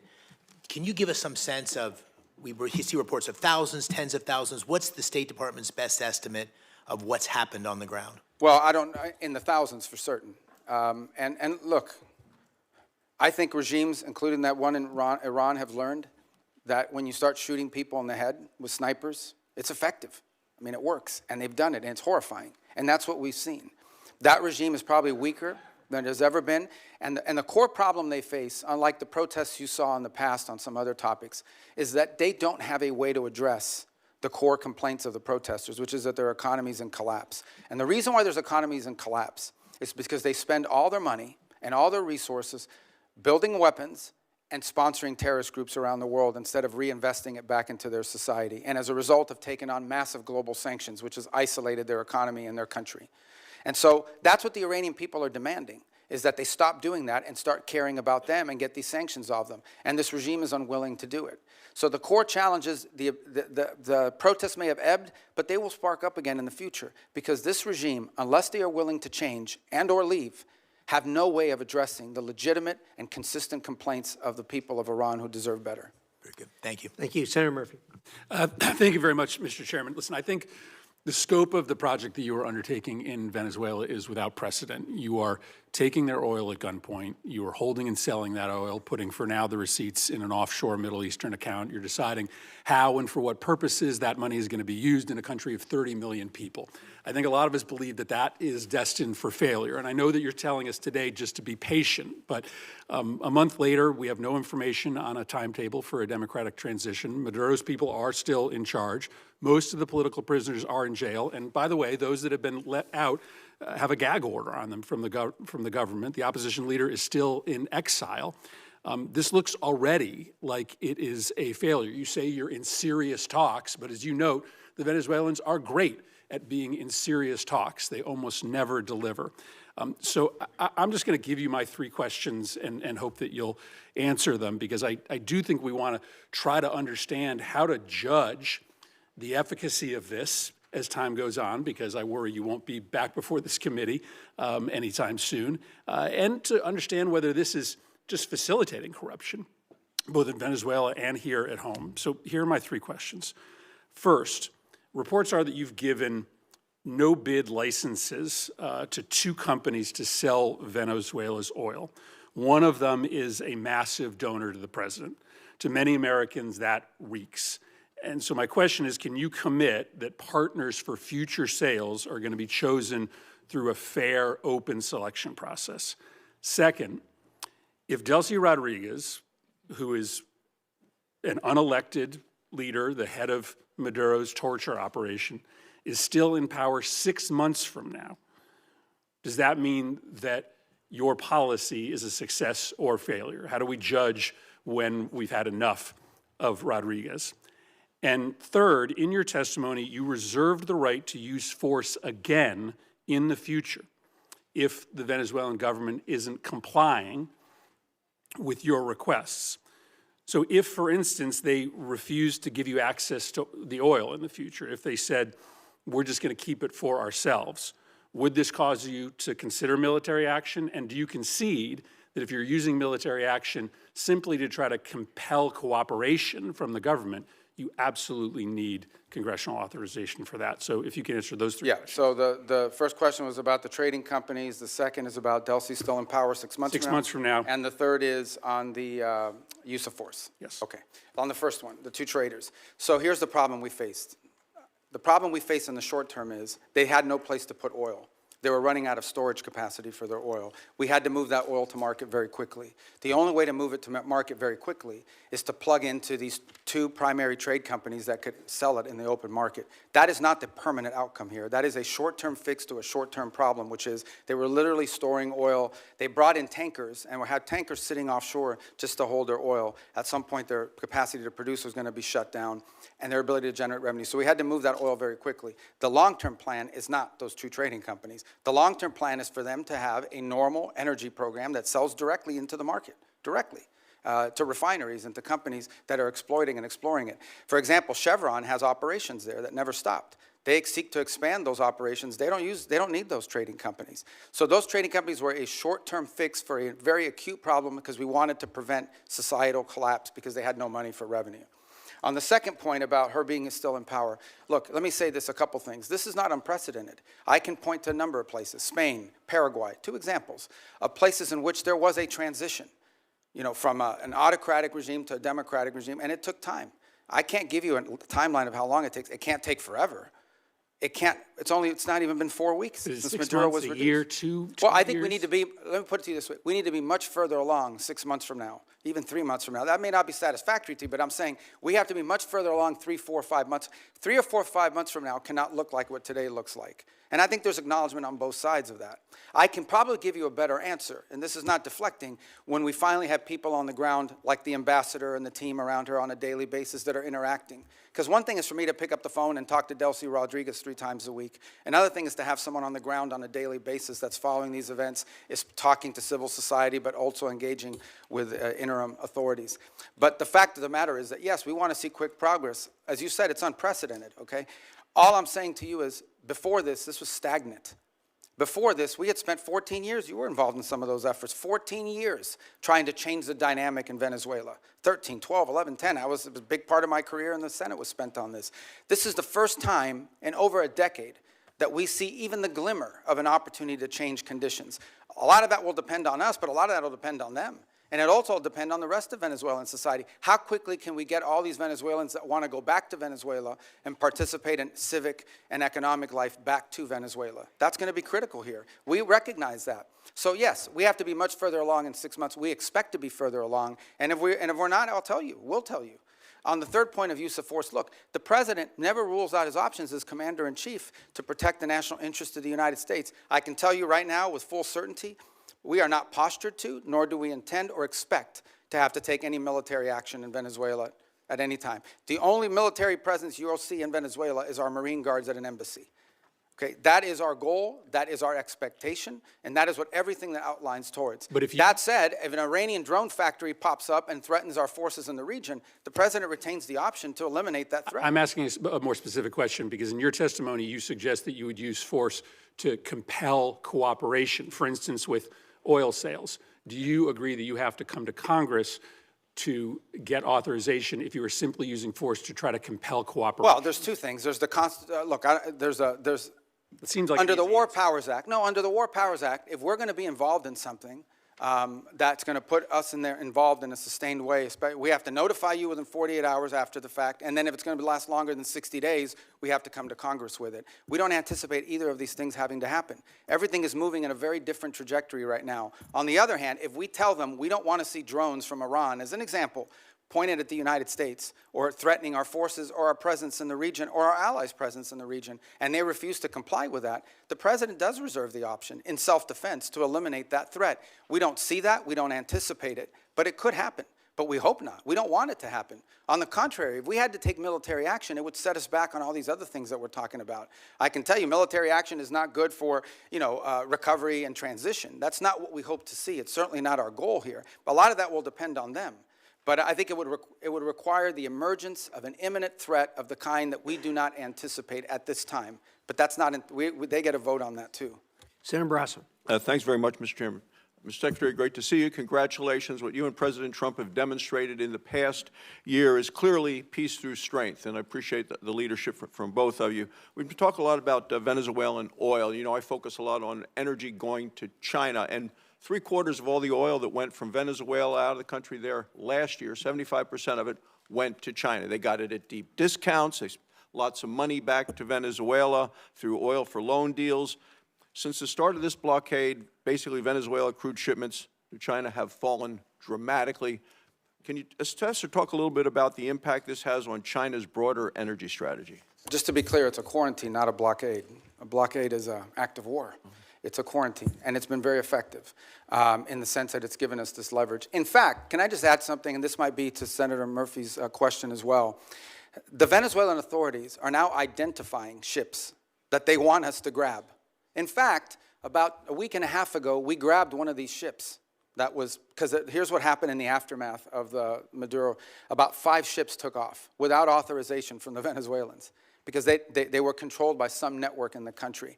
With the cooperation of the interim authorities, we seized one of those ships, we brought it back into Venezuelan waters, handed the ship off to the Venezuelans, who in turn fed it into this mechanism, this short-term mechanism that I described to you was created. So we're seeing cooperation on that front. Now, I think your question more specifically was about China. Yeah, so look, China can buy Venezuelan oil, but they're going to have to buy it like everybody else in the world is going to have to buy it. Not the deep discounts. Yeah, at the normal price. And that money is going to flow back to the benefit of the Venezuelan people in a structured way. And I know that in the short term, that will involve this mechanism we've described. In the long term, our intention is that it would be governed by a democratically elected government. You know, I mean, that, like a normal country would handle it. But it's not just about oil. There's other economic activity, the full spectrum. I mean, Venezuela was, and still, we're not talking about some third world country here. I mean, we're talking about a country that doesn't just have wealth, it has memory, it has history of economic activity, of people who own chains of pharmacies. I know some of these people, of people who own chains of retail stores, including American retailers who had a presence there. We just want it to be a normal, prosperous country again, not a playground for Iran, Russia, and China in our own hemisphere. And we're going to try to help them get that because we think it serves our national interest. That will require actions on our part, not money, but ultimately that will require them. This is ultimately going to be on the Venezuelan people and Venezuelan society and Venezuelan leaders to make this happen. We're going to be there to help and assist and create the parameters for it, and we feel like we're making really good progress. If we make as much progress over the next 4 weeks as we've made in the last 3.5 weeks, I'll feel very good about that. If it slows down or it gets complicated, I'll certainly let you know. But our anticipation is that we're going to be able to continue to work cooperatively with them because it's in their interest and ours. But I will point out to this. After this operation happened, look at the people who criticized it. I mean, there were others. China, Russia, Iran, Hamas. These were the people that were upset about this strike and this raid and what we did. And I can tell you that in many countries in the Western Hemisphere, there was great pleasure in the fact that Maduro was removed and that it didn't involve an all-out war and an invasion. Since you mentioned Iran, and Senator McCormick mentioned Iran as well, a lot of oil is still going from Iran to China. 1 million barrels a day last year. Lots of that money goes back to Iran, to the dictators, the people that are actually killing others on the street. Can you talk a little bit about what we can do to prevent that from continuing to go and what we're doing to support the Iranian? Some of that is sanctioned oil. It just requires the willingness to enforce those sanctions. And obviously, that comes with a cost-benefit analysis. The Iranians are also capable of seizing ships and doing that in retribution. But that's certainly something that will be under consideration, and others have done that in the past. And we have seized, for example, weapons shipments in the past that involve Iranian, and in fact, some of the ships, remember, all of these ships that we're seizing with the oil are with court orders. They're either one of two things. We either have a court order from a federal judge that allows us to seize it because it's in violation of a sanction, or it's a flagless vessel in the shadow fleet. And many of these ships here involve Iran. And some of that oil was going to be ultimately transferred to the excess refining capacity that China currently has. Since you mentioned the word shadow fleet, Senator Shaheen and I have legislation on subsea cables. I've asked you about that the last time we were here, the sabotage being done, directly being targeted. I know that Sweden and Finland have both detained Russian ships along those lines. We're going to have a markup on that bill tomorrow. Is that something you continue to support our efforts to go after? It is, and it's featured prominently in the agenda, both at the G7 this year, as it did somewhat last year, but again this year in the G7 will be one of the top items we'll be discussing. And we've also been pushing it as a priority for NATO to consider. The two new things we want NATO to make a priority this year in our conversations are the undersea cable infrastructure and Arctic security, and the third is critical minerals and supply chains, because ultimately you can spend all the money in the world on weapons. If you can't make them because you're missing some chip that requires some mineral that China controls, you're in a lot of trouble. Thank you, Mr. Chairman. Thank you. Senator Kane. Thank you. We started this operation on September 2nd with the attack on Venezuelans and boats in open waters, and now we are nearly 5 months in. Next week is 5 months. Finally, a public hearing. Wow, how novel. Finally, a public hearing in the Senate or House. This is the first public hearing we've had. 200 folks who are on secret designated combatant lists have been killed. U.S. troops have been injured. Hundreds of millions of dollars have been spent. An armada amassed. The announcement of a new Donroe Doctrine, which does not land well in the Americas. Democrats have been asking over and over again, can we have a public hearing? Can we share what we know with the American public? Finally, a public hearing. But even that hearing is constrained. I'd like to talk about the complete weakness of the legal rationale about the strikes on boats in international waters, but I can't because the administration has only shared it with members in a classified setting. I can't tell you why the domestic rationale is hollow and the international rationale is hollow. I can't tell you why the rationale for attacking Venezuela is hollow because, again, the rationale has been shared with us in a closed setting. I can't share with you the grim details of the murder of shipwrecked survivors in open waters that we all know because we've seen the videos and we've questioned the U.S. military officials involved about legality because the administration will not release that publicly. They released the boat strike videos publicly, but they hid the second strike that killed struggling shipwreck survivors, even from Congress, for nearly 3 months, but I can't really talk to you about it. I can't talk to you about the weakness of the targeting criteria being used to attack boats in the Caribbean and Pacific. I would encourage any colleague, if you have not, go to the classified setting and ask for a briefing on each strike and ask this question: what was the evidence that there were narcotics on that craft? You will be very surprised if you ask that question about every strike. And so even in this first public hearing, 5 months in, there's a lot we can't talk about. If it was such a righteous operation, why is the administration and the majority in this Senate so jealously protecting the details about it from being revealed to the American public? I have Virginians deployed in this operation. I can't answer their families' questions. Thank God we're having a public hearing 5 months in. This is supposed to be the greatest deliberative body in the world. Mr. Secretary, who won the July 2024 Venezuelan presidential election? Oh, I think the whole world would acknowledge it was Edmundo Gonzalez. Who lost that election? Maduro. And his vice president, Delcy Rodriguez. Now, you have made the decision, the administration has made the decision in the aftermath of the attack that Delcy Rodriguez should be leading the country. Let me read something that President Trump said about her. on January 14 about Delcy Rodriguez, who lost the election with Maduro. We just had a great conversation today, and she's a terrific person. I mean, she's somebody that we have worked with very well. Let me tell you what Delcy Rodriguez said the day after Venezuela was attacked. Governments around the world are simply shocked that the Bolivarian Republic of Venezuela is the victim and target of an attack of this nature, which undoubtedly has Zionist undertones. What the hell did Delcy Rodriguez mean when she said this attack had Zionist undertones? I'm assuming you have no idea. Oh, I have an idea what she meant. I mean, what's the question? What does she mean when she says this attack has Zionist undertones? Look, I'd have to answer, but let me understand in a broader context. No one here is telling you that this is what we want to see in the long term. Okay. This is not a campaign to leave in place the system that's currently in place. Let me switch. But we either but I mean, the criticism of us is, all right, go ahead. No, go ahead. I'm ready to switch now to talk about somebody that you know well. You raised an important point. If I can get back to it, I will. You know well and you respect well Maria Corina Machado. Here's what President Trump said about her. Won the Nobel Prize in the aftermath of the attack on Venezuela. I think it would be very tough for her to be the leader. She doesn't have the support within or the respect within the country. She's a very nice woman, but she doesn't have the respect. What did President Trump mean by that? Yeah. First of all, I've known Maria Corina for probably 12 years, 13 have. years. Have dealt with her probably more than as much as anybody on this committee has for certain. And I'll be meeting with her today, in fact. And we met with her a couple weeks ago. So here's the reality, though, and I think what the president was pointing to. And I think Maria Corina would acknowledge this. The only way I talked to her last week. Well, she's very disappointed in those comments, and so are Venezuelans in my state. Okay, well, she didn't share that with me or with us, but I would sell this to you.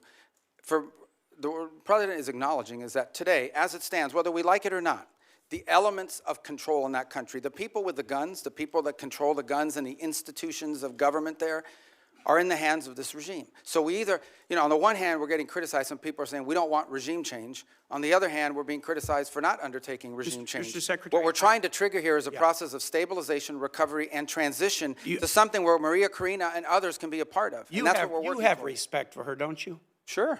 Okay, great. My last question is this. And so does the president, by the way. He met with her. They had a great meeting. And he actually he spoke to her last week in my presence. Here's what he said after that meeting. We're talking to her, and maybe we can get her involved in some way. I'd love to be able to do that. Maybe we can do that. We'll set the terms for this Nobel Prize winner having a leadership role. Last question is this. You talked about the speech in Davos. Here's something the president said in Davos. I'm helping NATO until the last few days. When I told them about Iceland, they loved me. They're not here for us on Iceland, that I can tell you. Our stock market took the first dip yesterday because of Iceland, so Iceland has already cost us a lot of money. The president repeatedly mistook Iceland for Greenland, right? We're not mad at Iceland. They haven't cost us any money. The president just mistook the two countries for each other, correct? Yeah, he meant to say Greenland, but I think we're all familiar with presidents that have verbal stumbles. We've had presidents like that before. Some made a lot more than this one. Nice try. Thanks. All right, thank you. I thought he did well. Let's see, we got Senator Paul. Our founders debated extensively over which branch of government should have the power to declare or initiate war. Virtually unanimously, they decided, and what was entered into the Constitution was that the declaration or initiation of war would be the power of Congress. Now, we have many advocates, many of whom are here today, who have been advocates for an expansive notion of presidential power. They often argue that wars are not really wars, that they're kinetic actions or drug busts. I think, though, if you reverse the circumstances, it becomes very difficult for these arguments to hold up. So I would ask you, if a foreign country bombed our air defense missiles, captured and removed our president, and blockaded our country, would that be considered an act of war? Well, I think your question is about and I will acknowledge you've been very consistent on all these points the entire career. So let me, no matter who's in charge. So I will point to two things. The first is it's hard for us to conceive that an operation that lasted about 4.5 hours and was a law enforcement operation to capture someone we don't recognize as a head of state, indicted in the United States, wanted with a $50 million bounty. My question would be, if it only took 4 hours to take our president, it's very short, nobody dies on the other side, nobody dies on our side, it's perfect. Would it be an act of war? We just don't believe that this operation comes anywhere close to the constitutional definition of But war. would it be an act of war if someone did it to us? Nobody dies, few casualties, they're in and out. Boom, it's a perfect military operation. Would that be an act of war? Of course it would be an act of war. I'm probably the most anti-war person in the Senate, and I would vote to declare war if someone invaded our country and took our president. So I think we need to at least acknowledge this is a one-way argument. One-way arguments that don't rebound, that you can't apply to yourselves, that cannot be universally applicable are bad arguments. So my next question would be, let's say it's not a war, and we're just going to define it away and say it's not a war. That's one of the arguments. So it's a drug bust. What if a foreign country indicts our president for violating a foreign law? Should we extradite our president, or should we be okay if they come in and get him by force? Look, I think ultimately we're always going to act in our national interest. And so if somebody comes after our national interest, like the case you've described, which obviously does not exist at this time, but the case you've described, the U.S. always has the right to act in its national interest and to protect itself. So really I it's don't about- know about this equivalency. Well, does this justify them doing it? We're always going to do what's best for the United States and America. We're always going to protect our system. But the point isn't, and you're exactly right, we will act in our national interest and we should. So I'm not disagreeing with you at all. What I'm saying is, though, that our arguments are empty then. The drug bust isn't really an argument, it's a ruse. The war argument, not a war, is a ruse. It's not a real argument. And we do what we do because we have the force, we have the might, we do it because it's in our interest. So we wouldn't let anybody come in, bomb us, blockade us, and take our president. We've had arguments about legitimate, illegitimate presidents, bad elections, rigged elections. So there's all kinds of same arguments that we've had in our country that they've had in Venezuela. But we wouldn't argue for an indictment. And these things aren't idle speculation. I mean, Netanyahu's been indicted by the ICC. And one of the reasons I object to being part of the ICC, and I would say you and the administration probably agree, is we're not going to let any international council indict our president and arrest him somewhere on foreign soil. We're not going to do that. We actually, most of us probably object to indicting Netanyahu in that way as well. So I think the arguments are invalid. So we did get the legal opinion that Senator Kaine referred to, the OLC opinion, Office of Legal Counsel. And I think a lot of it's been released. Plus, they came to our caucus and talked most of the open about everything they had classified. So I will talk about at least one of the arguments. They say this war wasn't a constitutional war, therefore it doesn't rise to the constitutional notion of us declaring or having to initiate the war. It just doesn't rise. And one of their main arguments was not enough people died. And so there is some number that they aren't specific, but there is some number. I would assume, although I'm not positive, but the 50, 60,000 soldiers who died in Vietnam might be enough for them to call that a war. But here's the problem. It isn't the number, it's that it happens in retrospect. See, our founders gave us the power to initiate or declare war. They didn't give us other powers to execute the war. Those are left to the president. But if we have to wait to see how many people are killed, we have to wait, as they describe it, as the scope, nature, and extent. If we have to wait to see the scope, nature, and extent, the war has been going on for some time. It's hard to vote to initiate a war that's been going on. And we can say this war is over, but we're still blockading it, and we may go back in. But there are no clear answers. You know, we put 2,000, we leave 2,000 troops in. Are we going to call that war and initiate it? So the definition of war is very important. And I think we have to acknowledge the problems with our argument. Calling things kinetic action is a disservice to our soldiers. Oh, you weren't really wounded in war. You don't have a Medal of Honor for war. You have a Medal of Honor for a kinetic action. So I think let's call it what it is, and let's vote on these things. But I think we're in violation of both the spirit and the law of the Constitution by bombing a capital, blockading a country, and removing elected officials. And we certainly wouldn't tolerate it, nor would I if someone did it to us. But we didn't remove an elected official. We removed someone who was not elected, and it was actually an indicted drug trafficker in the United States. And their system— Our laws, indicted under our laws. Look, Bolsonaro says that Da Silva is not really the president of Brazil. Our president said Biden wasn't really the president. Hillary Clinton said in 2016 Trump wasn't the president. So you have these arguments, and I agree with you. It probably was, and most likely was, most assuredly was a bad election. He wasn't really elected. But at the same time, if that's our predicate, and you don't have to come to us because it's a drug bust, we're just removing somebody, you can see where it leads to, and it leads to chaos. And that's why we have rules like the Constitution, so we don't get so far out there that presidents can do whatever they want. It is this check and balance. And I would argue for 70 years we've been going the wrong way. It isn't just this president, but it's a debate that I think is worth having. Well, thank you, Mr. Chairman, and I want to associate myself with the comments of Tim Kaine. The fact that we're 5 months into this, and this is the first oversight hearing, is really a complete failure of the responsibility of Congress, failure of this committee to demand oversight, but also a reflection of the reluctance of the administration to engage in the proper consultation with Congress. So I hope we can do a lot better going forward, and that we'll see you at least every 6 weeks or so, not every five months.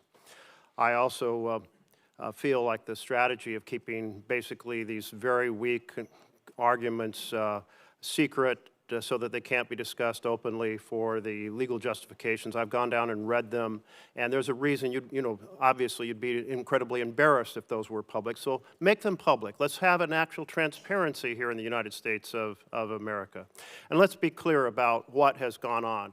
We had a dictator we didn't like. We've replaced it with a dictator we think we can manipulate. And if that doesn't work, we'll do something else in order to pry open that economy for oil. And I must say that you did say something I liked. So let me emphasize that. I'm making progress. Yeah. You said no U.S. taxpayer dollars will be used, no spending on our part, to kind of prop up Venezuela. Can you restate your commitment to that?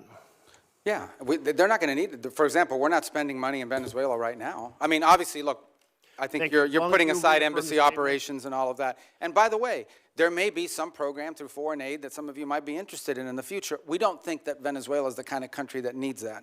This is a very wealthy country. Thank you. I'm glad you restated that, because I think that we will see some moment when the administration says, let's subsidize our American oil companies to rebuild the infrastructure in Venezuela. And I must say that's a very unpopular idea among my constituents. I think America needs a lot of investments in infrastructure here. And I think you have a way too rosy sense of the oil economy there. Many experts have said, look, without 10-year prospect horizon of stability, without Canada deciding to ship a lot more of its heavy oil instead of to the Gulf, doing it to Asia so that we prop up the kind of demand in the Gulf, without keeping Iran off the international stage so that the cost of oil, the value is higher.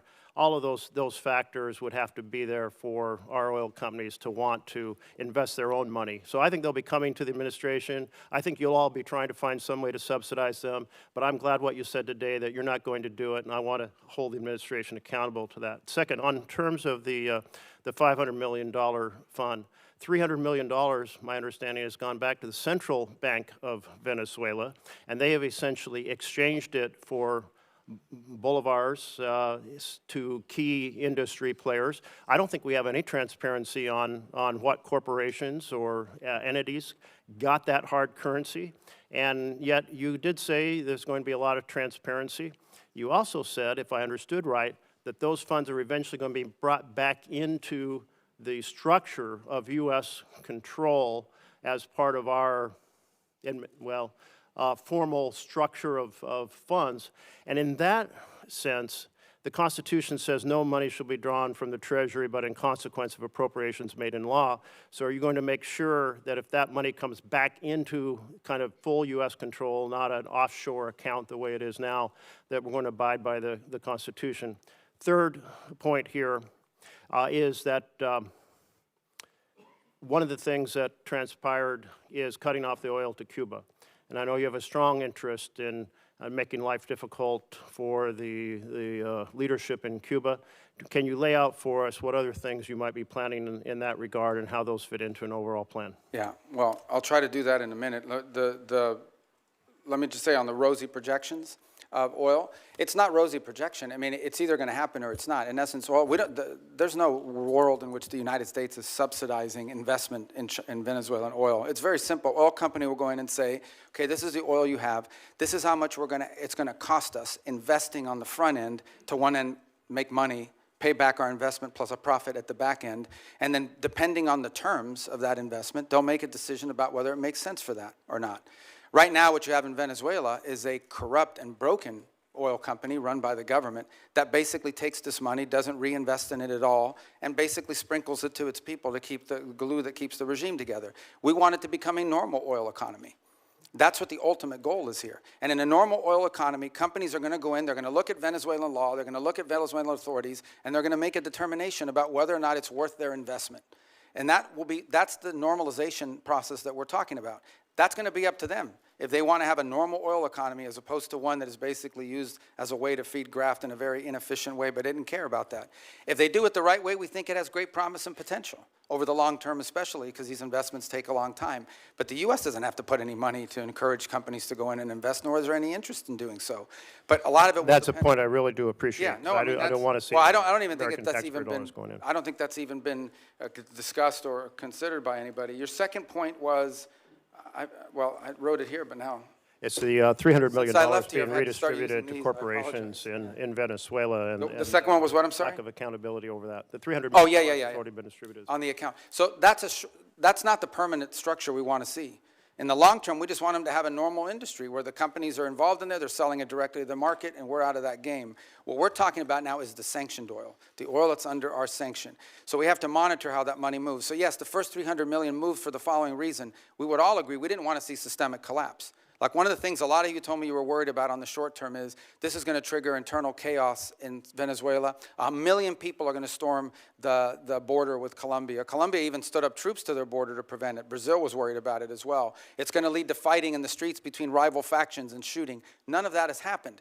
And key to that stabilization is ensuring that the government had enough money to meet payroll and meet their basic needs as part of the stabilization. We should not confuse stabilization with transition. This is not what the permanent structure is going to look like. The Treasury's handling the structuring of that account, so I would refer you to them, and I can get you an answer for them as to what the legal framework of that Treasury blocked account is That'd be very going to look helpful, like. because what you just mentioned, money to meet payroll, is very different than what we've heard about the money being used to give hard currency to key corporations inside of Venezuela, which would not be meeting payroll. Well, which This is where corporations? complete oversight is required. Well- We'd like to have transparency over how that's Yeah, remember, the first $300 million we're going to at some point, which will have front end through this process I described. I'm not sure if you were here where I described it, and we're still finalizing it. But basically the way it would look is we would send them a letter saying, on the sanctioned oil proceeds, this is what it could be spent on, and you have to agree to contribute, you have to agree to pay for an auditing system to make sure that that's how it's being spent. That's the process we're trying to create. Again, on Friday will mark the 4-week mark of this all began. I understand, we live in a world where the items move very quickly. This was front page news of 3 weeks ago when we scheduled this hearing, and today other items have captured the attention, but we remain focused on it. So it's only been 3 or 4 weeks, but that's the process we're setting up with Treasury, and obviously as we finalize it, we'll provide that to you. But this is not permanent. This is not the system we want to see in place in the long term. We want to see a normal country. What was your third question? Cuba. Oh, Cuba. Cuba. Oh, okay. I'll tell you about Cuba. Okay. Secretary Rubio, as you know, in our home state, this was very popular. Cubans, Venezuelans, Nicaraguans, basically everybody in Latin America has been fighting. A lot of them are in Miami, as you know, because they've had to leave these countries because of socialism and lack of opportunity. So what the president did, the willingness of the president with your support and with Pete Hegseth's and military was very, very, very well thought of. So the first thing I want to say is on behalf of Floridians, thank you for what you guys did. Now, the next is everybody has these ridiculously high expectations, which we all do. We would love to have a free and fair election tomorrow, where there was you knew that there was no oppression. Everybody wanted to run; they could run. So, tell us how should Venezuelans and Cubans and Nicaraguans look at this, and how patient should they be, and what would be the sort of the milestones you would give them to look at to say we are making progress? Well, first I would remind everybody, let's just go back 6 months, 8 months, a year ago at this time. The Venezuelan challenge for us was frozen It was a frozen situation. We had a regime that was entrenched. Its opposition was either in hiding or had been forced overseas. Edmundo Gonzalez lives in Spain. Maria Corina is no longer, she's very brave. She stood there as long as she could, but she had to leave. The others are in jail. They were increasing their relationships and outreach with Iran, and currently have existing ones with Russia, Cuba, and China. And other than more sanctions and more speeches and more threats and whatever, it was a frozen situation. Now, for the first time in literally a decade, there is the opportunity that something could change. There's not the guarantee that something will change, but there is the opportunity that something will change. We have changed that dynamic, which goes back to the question that Senator Merkley had about Cuba. What we are looking for is the opportunity for a change in dynamic. That's a country that's been backwards. It has no functional economy. The people, you can call them Marxist, we can call them communist, but not even Lenin would recognize this version of communism and Marxism that they've instilled in Cuba. It's an economic model that hasn't worked anywhere on the planet. The suffering in the rural areas of Cuba are acute and they're deep. And it's not because of the embargo, it's because they don't know how to run an economy. How is it the fault of the US embargo that Cuba, one of the world's largest sugar producers, now imports sugar? Because no sector of their society works. It's frozen and it's broken. But in the case of Venezuela, we have a glimmer of hope now, the opportunity to change the dynamic. Now, what that will require is smart decisions on our part, but ultimately it will require decisions made by Venezuelans, both those currently in charge of the interim authorities and those who may be in charge in the future as well to step forward. It is our sincere belief that the only way you're going to have a free, prosperous Venezuela that's allied with the United States is one in which every sector of their society is represented in their politics. And that includes many people who currently live abroad. And even the opposition, people like to say the opposition is very diverse.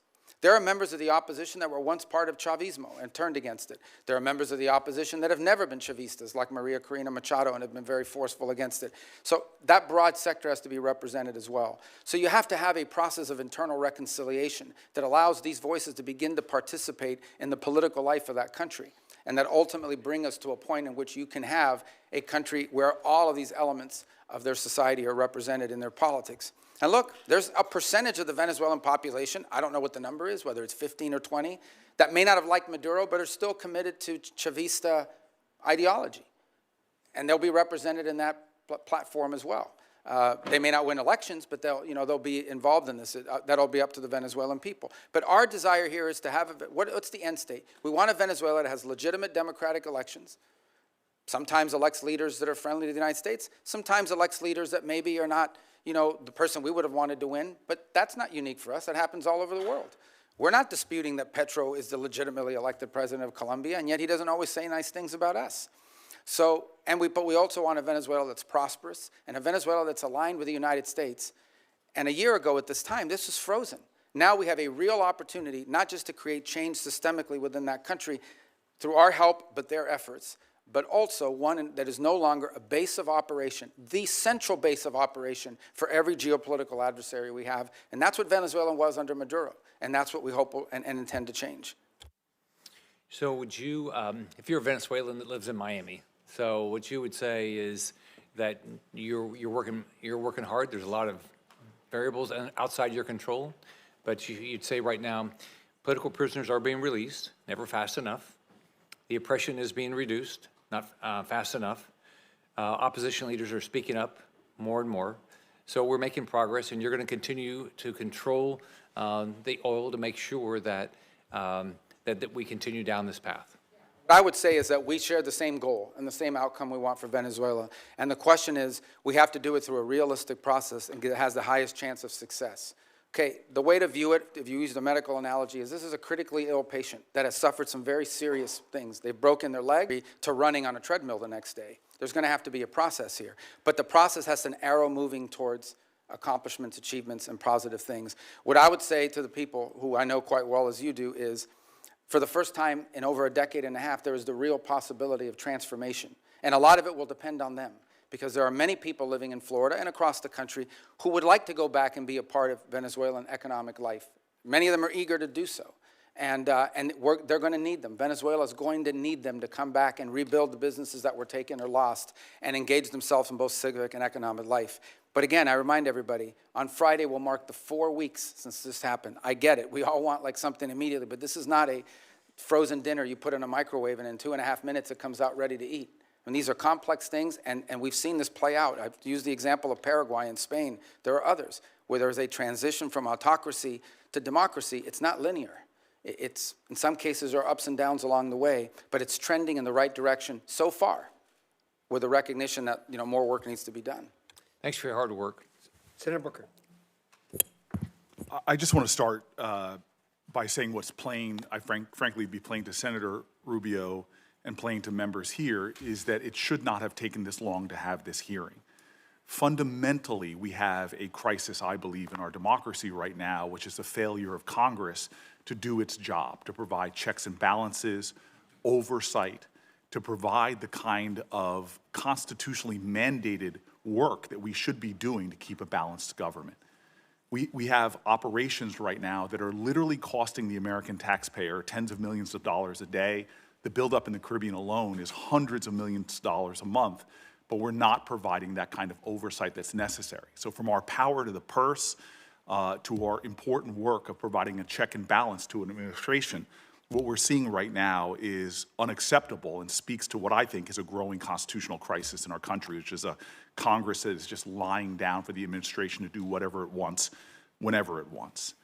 I want to pick up on my colleague's questioning because I actually know from years of conversations with you, your heart about human rights in countries like Venezuela, Mr. Secretary. And you issued a travel warning, a level 4 travel advisory from your department's website that says, right now in Venezuela, there's a high risk of wrongful detention, torture, terrorism, kidnapping, arbitrary enforcement of laws, crime, and more. And when we hear from the president that he is in charge, that you all are running this government to that extent, I have a lot of concerns when it comes to the rampant human rights violations that are persisting. Cabello is Maduro's key hardline enforcer. He's continued to intimidate and suppress Venezuelan voices. He remains in control of Venezuela's security forces, security services, the colectivos. We're seeing extraordinary examples that the constant oppression of the people is continuing as these folks are remaining in control of the country. So I just want to know, what is the plan to address in a much more aggressive manner these severe human rights violations and to try to stop these armed militias? Because if we are doing things to stabilize their government, if we're turning over resources and money to the very groups that are creating these horrors, that seems to me against America's values, and it seems to me something that is should be unacceptable to Congress on both sides. Yeah, well, absolutely. The Venezuela I described that we want to see emerge from this is one in which none of that is happening. If you think about travel advisories are us imagining worst-case scenarios. We have a duty to warn American citizens when they travel to a place that does have a history of Americans being arrested, of Americans being taken. And they may be taken by a deliberate action of a government or entity related to the regime. They may be taken by criminal gangs that control parts of that society. For example, you know, you have these colectivos, as they're called, which basically are these armed motorcycle gangs that are allowed to act with impunity in return for their support for the Maduro regime in the past. You have the ELN and the FARC and other drug trafficking organizations, including Tren de Aragua, that are involved. Again. So these are real risks that we have a duty to warn Americans, because here's what we didn't want to see, and I don't mean to interrupt you. We have this announcement that Maduro's been taken. All of a sudden, people conclude, oh, he's gone, let's flood over there, let's all go over there, and we could expose people to danger. But this is the hypocrisy that I see. At the same time that you're issuing these human rights cautions about what's going on there for Americans, you have a president that's lifting temporary protected status for Venezuelans. Many of them are individuals that have lived in our country for years, if not decades.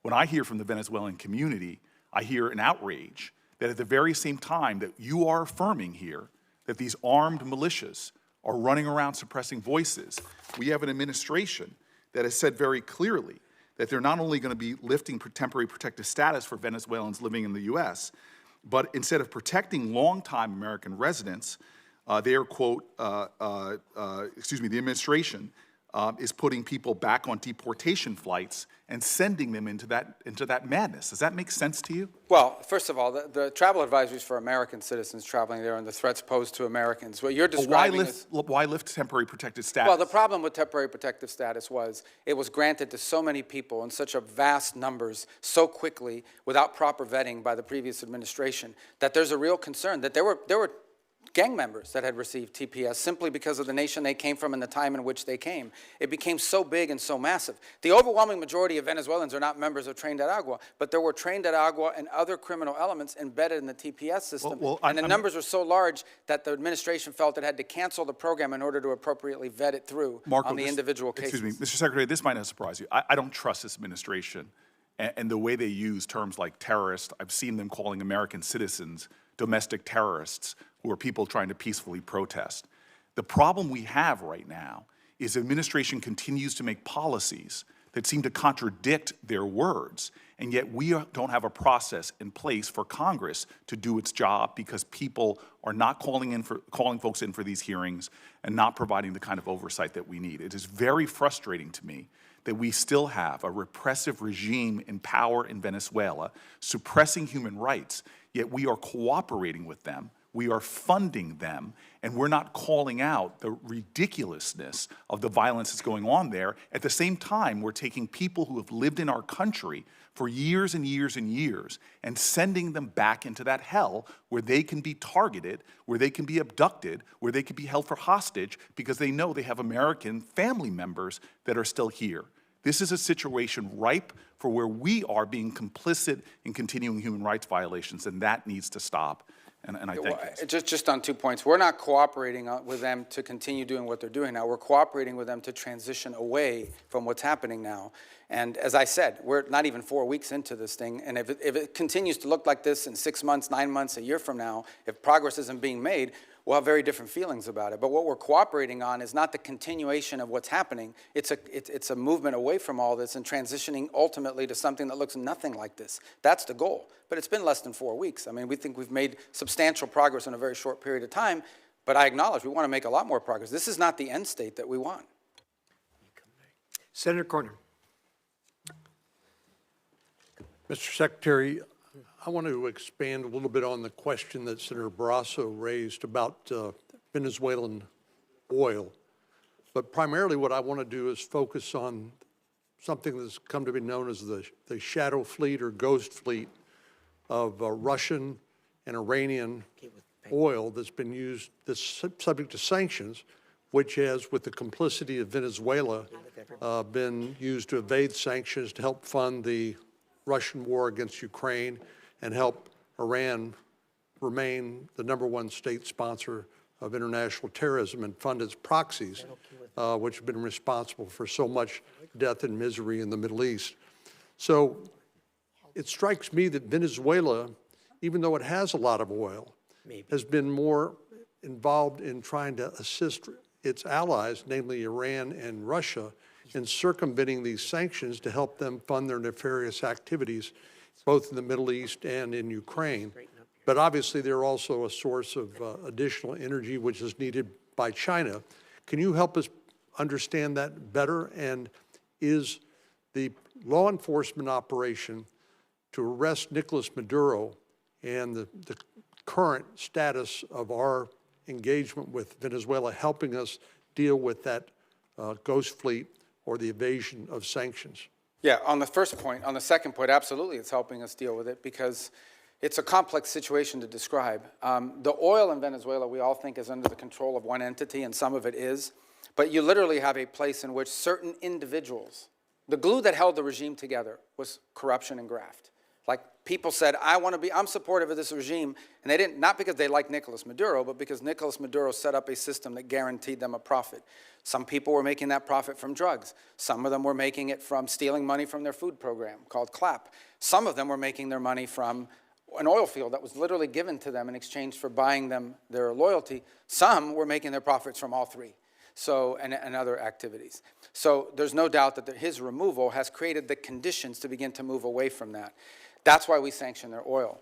The ghost fleet exists for the following reason. When something is sanctioned, when we say it is illegal for them to move this oil, none of the traditional, legitimate tankers will carry that oil. They won't touch it because they don't want to be sanctioned by the United States. So you have to turn to these pirates.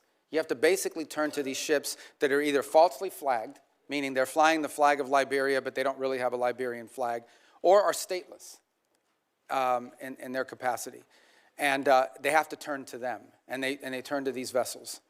And these vessels are made up with crews from all over the world. We seized one where the majority of the crew members were Ukrainian. We've seized others, the majority of them are Russians, and a mix and what have you. And so what's happened is a lot of this oil is going, a lot of this shadow fleet oil is going even outside the PDVSA system. And those are the ones that we have now been seizing as well, as the ones that are involved outside the PDVSA system. Our goal is to rope all of this illegal oil into a channel that goes into this account that ultimately goes to the benefit of the Venezuelan people. This is an interim step. This is not the way we want the oil industry to look like in perpetuity. This is simply a way to provide revenue so that there isn't systemic collapse while we work through this recovery and transition phases. So there's no doubt that when Maduro was there, we had no cooperation on any of this. Zero cooperation. But I will tell you this, since the time Maduro was removed, not a single illegal ship has headed towards Venezuela. And the ones that you hear us seizing are all the legacy ones that took off or have been seized in the past. So we have got a really good handle on this as a result of it. And what's really changed is the dynamic that the Venezuelan interim authorities are now actually helping us identify shadow fleet ships that they want us to seize and feed into this new interim mechanism.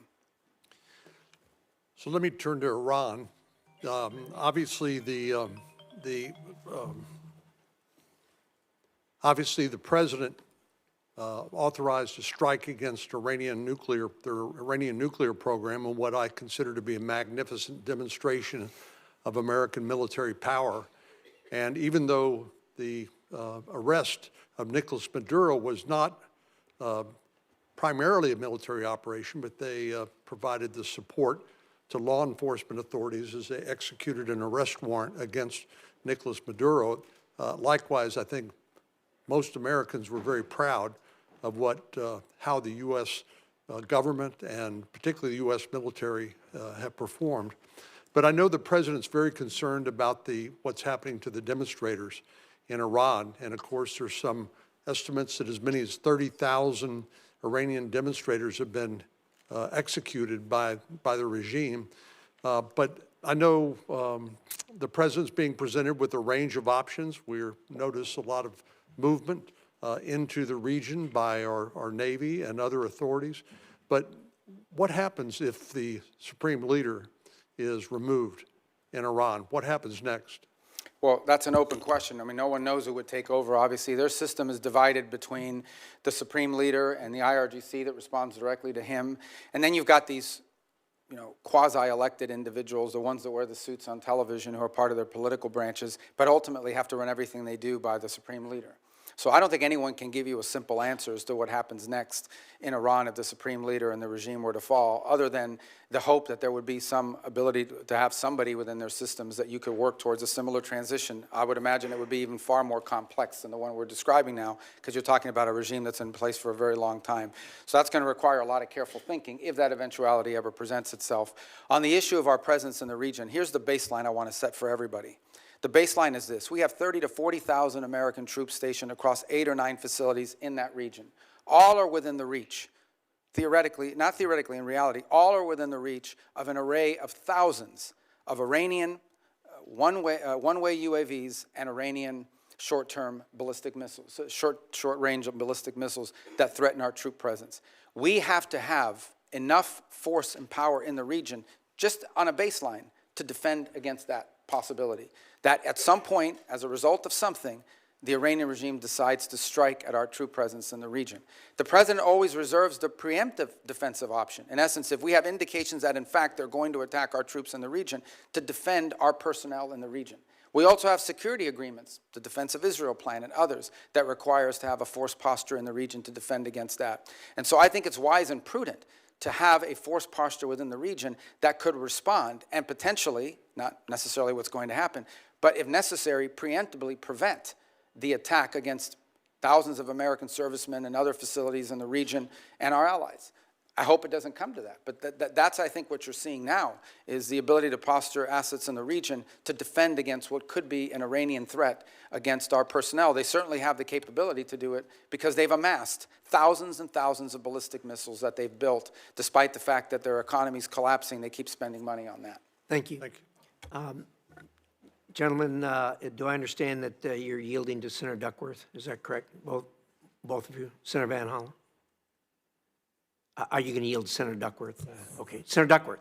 I thank my colleagues. My daughter has dental surgery, so they're being very kind so I can get her through that. Thank you. Mr. Secretary, last March, the President invoked the Alien Enemies Act, a notorious wartime law last used for Japanese internment. He said that he was responding to the Maduro regime's supposed invasion or other acts of war against the United States. But in recent weeks, you, the Department of Justice, and our friends across the aisle have repeatedly said that we are not at war with Venezuela. Secretary Rubio, if that is true and we are not at war with Venezuela, will you advise the President to rescind his invocation of the Wartime Alien Enemies Act? Well, that was a mechanism to remove people from our country that prevent grave danger. So, for example, we know for a fact that Tren de Aragua is a very dangerous gang. In fact, I believe, if I'm not mistaken, I may have been the first member of Congress. This is a wartime act, Mr. Secretary. Well, are we currently at war with Venezuela? No, we're not in a state of war in Venezuela. Okay, the Supreme Court has described the Alien Enemies Act as a wartime power, our Supreme Court. And before now, the Alien Enemies Act was only invoked during the War of 1812, World War I, World War II, when it was used to intern thousands of innocent civilians. Are you really arguing that the President should be able to wield an internment law? No, but we're talking about two separate things here. So you're talking about the state of Venezuela, or are describing the regime. And we're talking about, but what the President designated. Invoked the Alien Enemies Act. I know, Senator, but let me be clear with you. No, but what the President was talking about are these gangs that have, and these narco-trafficking groups that are waging war on the United States. There's no doubt. These groups have waged war on the United States. They have waged, for example, Tren de Aragua is not just a criminal gang presence in our street. It is a criminal gang directly responsible for narco-trafficking. The Trump administration has acknowledged that the vast majority of the men it rounded up and deported to torture under this law had no criminal records whatsoever. We didn't torture anybody. Over 75%. Who did we torture? We haven't tortured anybody. We've arrested people that are members of gangs and we've deported them. We don't want gang members in our country. Independent investigations have found that many of the men were here legally. If the administration is willing to lie about who it's targeting under this law, what protections do totally innocent people have against abuse? Again, I want to ask you, will you advise the President to rescind his invocation of the Wartime Alien Enemies Act? No, of course not. I mean, these are people that are threats to the national security of the United States. But I've described this in hearings in the past, including before you guys. So you're saying that we're at war? We are absolutely, when it comes to narco-trafficking groups and criminal gangs that are targeting the United States for criminal activity. We're in a state of war. There's no doubt about the fact that we're confronting them in a warlike setting because they're waging war on us. And do the Geneva Convention They're waging war against us and they're enemy combatants as a result of it. And the fact of the matter is that we are confronting these irregular groups, and that's one of the great challenges of the new century in this hemisphere in particular, is that these non-state actors who possess state-like capabilities in terms of their weaponry pose a grave danger to the United States. I don't think any American would dispute that we have cartels that pose a threat to the national security of the United States. With all of the other laws of when it comes to warfare. I mean, you're saying that he can invoke this wartime power. No, I'm saying, you're asking me, I'm here to discuss foreign policy and what's in the realm of the Department of State. Well, I think your questions are better directed at the Department of Justice. Enemies Act, but I would tell you that, which is a wartime, which is something that but you're asking me a question that's, can be invoked during wartime. But you're asking only me a been question invoked during the War of 1812, World War I, and World War II. You're it's only asking been me a invoked question. 3 times, and this President is invoking it. Okay, you're asking me a question about the domestic application of a law that's best directed to the Department of Justice. No, it is because you're asking me something to opine on something that's in the realm of the Department of Justice in terms of its domestic application. I can tell you that the United States is most certainly confronting terrorist and criminal organizations operating in our hemisphere that pose a grave danger to the United States. Anyone who believes that gangs that flood our country with fentanyl or cocaine are not threats to the United States is not living in reality and certainly does not reflect the opinion of most Americans. The President already said that he was ready to put American troops in Venezuela again. So we're at war right now. So if things don't go well with the Chavistas you've empowered, when did the President say he was going to put troops in Venezuela? A military option, what is your criteria for returning to a military option and putting boots on? Well, I don't recall the President saying he was going to put troops in Venezuela. Where did he say that? I'm asking you, what are your... But that's what you said. I didn't remember the President has already said that he was ready to put American troops in Venezuela. No, I think the president has said that he retains the right as commander-in-chief to protect the United States against any imminent threats. Maybe that involves troops, maybe that involves air power. We hope, but we don't anticipate that being the case in Venezuela. I worry that you are playing fast and loose with our nation's Well, I just gave you military. And testimony let me here just say, for I just want to conclude by Yeah, saying. but I just gave you testimony of how well things are moving forward, not as fast as Yeah, everybody but you would like. also said So that why- in 6 or 9 months, if things don't go well, you're going to have to do something else. And the president's already said that he's not ruled out the military option.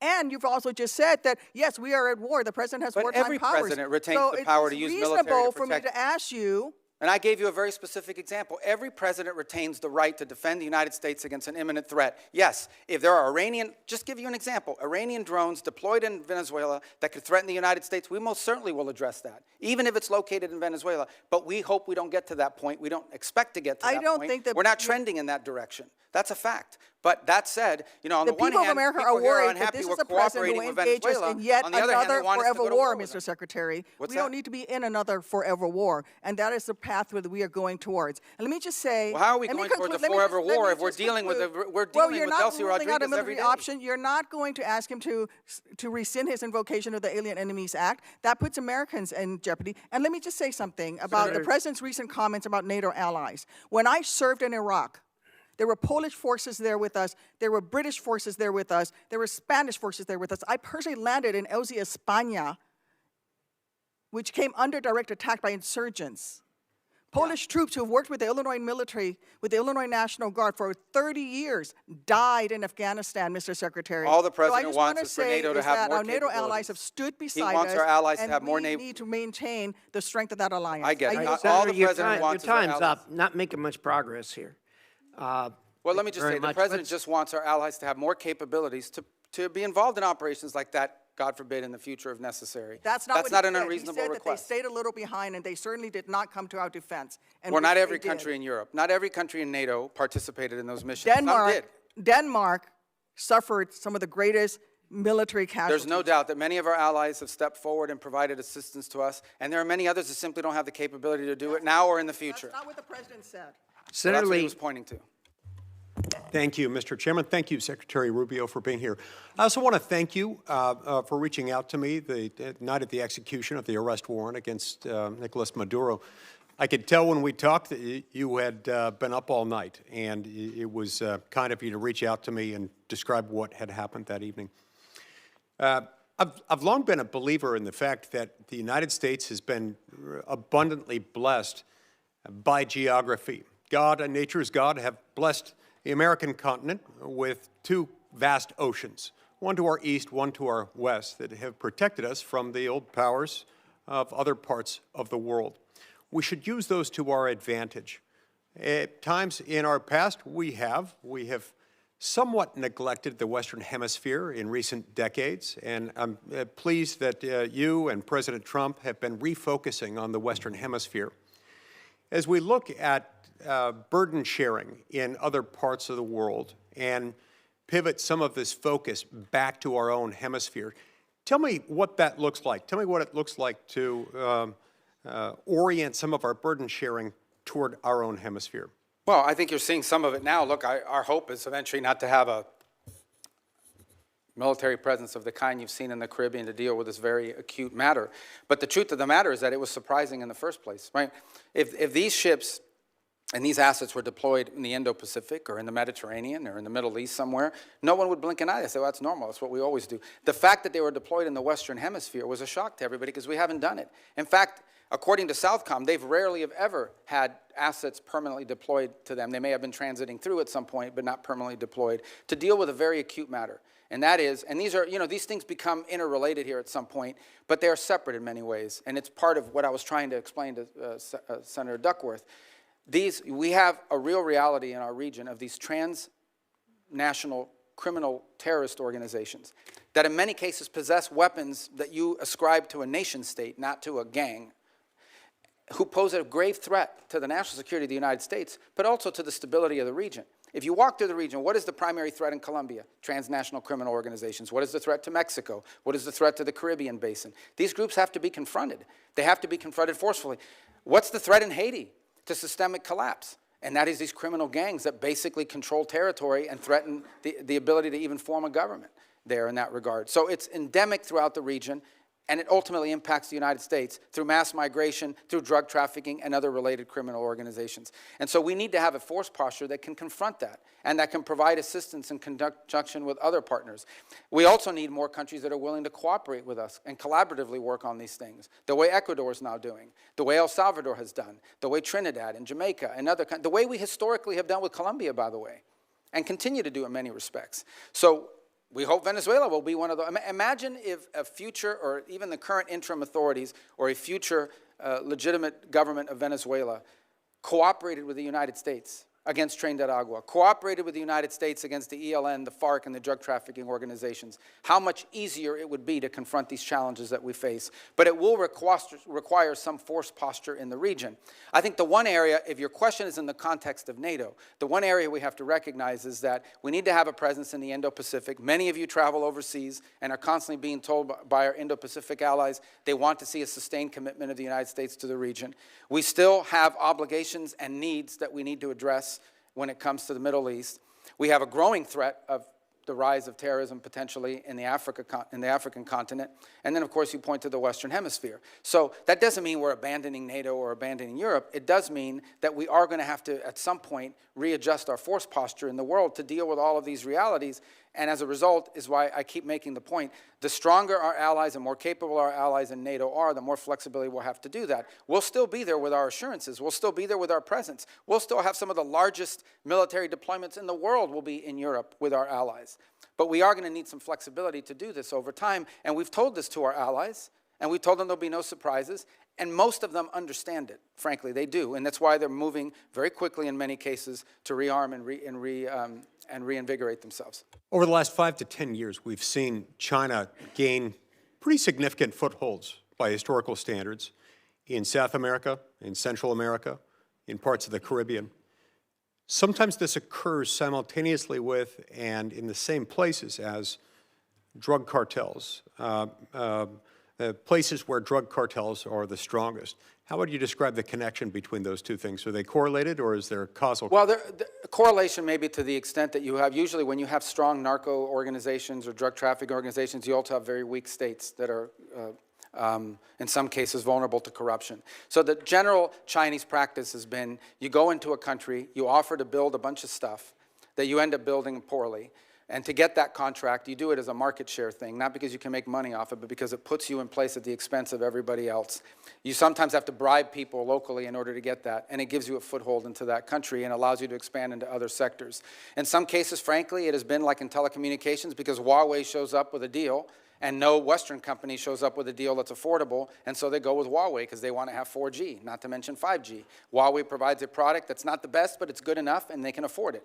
And it's subsidized by the Chinese government. So we've seen that play out in place after place. It became quite acute, for example, in the Panama Canal Zone, where a Chinese company ended up owning both ports on the Pacific and on the Caribbean side and Atlantic side of that canal, which is of grave concern to the United States. So I do think you've seen their presence, largely through economic means over time, create leverage over nations in the country who become emboldened and either trapped in debt traps or trapped in bad contracts they can't get themselves out of, and always in sectors that are valuable to China that include rare earths, and critical minerals, energy, and infrastructure. Senator Schatz. Thank you. Thank you, Chairman, Ranking Member. Secretary, good to see you again. I want to ask about the oil. Under U.S. law, funds received by the government must be deposited with the Treasury. Earlier, you testified that the funds are being held short-term in Qatar and then will move to a Treasury-blocked account. What is the statutory authority for the administration relying on Qatar to hold the funds? It's not our funds. The funds are in an account that's owned and signed. It's an account that belongs to Venezuela, but it has U.S. sanctions as a blocking mechanism on it. And one of the primary reasons why it was in a third country initially, until we could create the mechanism to move it to a U.S. presence, is twofold. One, we have an issue we're working through on recognition. What is exactly, you have to recognize a government, but we don't recognize this government. We recognize the 2015 National Assembly. So we have to find some creative way legally to meet that standard. The other is, frankly, creditors. If any of that money touched a U.S. bank, even if it was an account in the name of the Venezuelans, it would immediately be seized upon by a number of creditors who eventually we'll have to take care of, but in the short term, that would impede the ability of the Venezuelan authorities to receive the funds they need to operate. So do you have the, I mean, this is what I'm trying to get at, right? Either it's American money, in which case it's subject to the Miscellaneous Receipts Act, and there are all kinds of things that attend to that. You're saying it's Venezuela's money, but it does sound like, according to the EO, according to the president's statements, you are in charge of that money.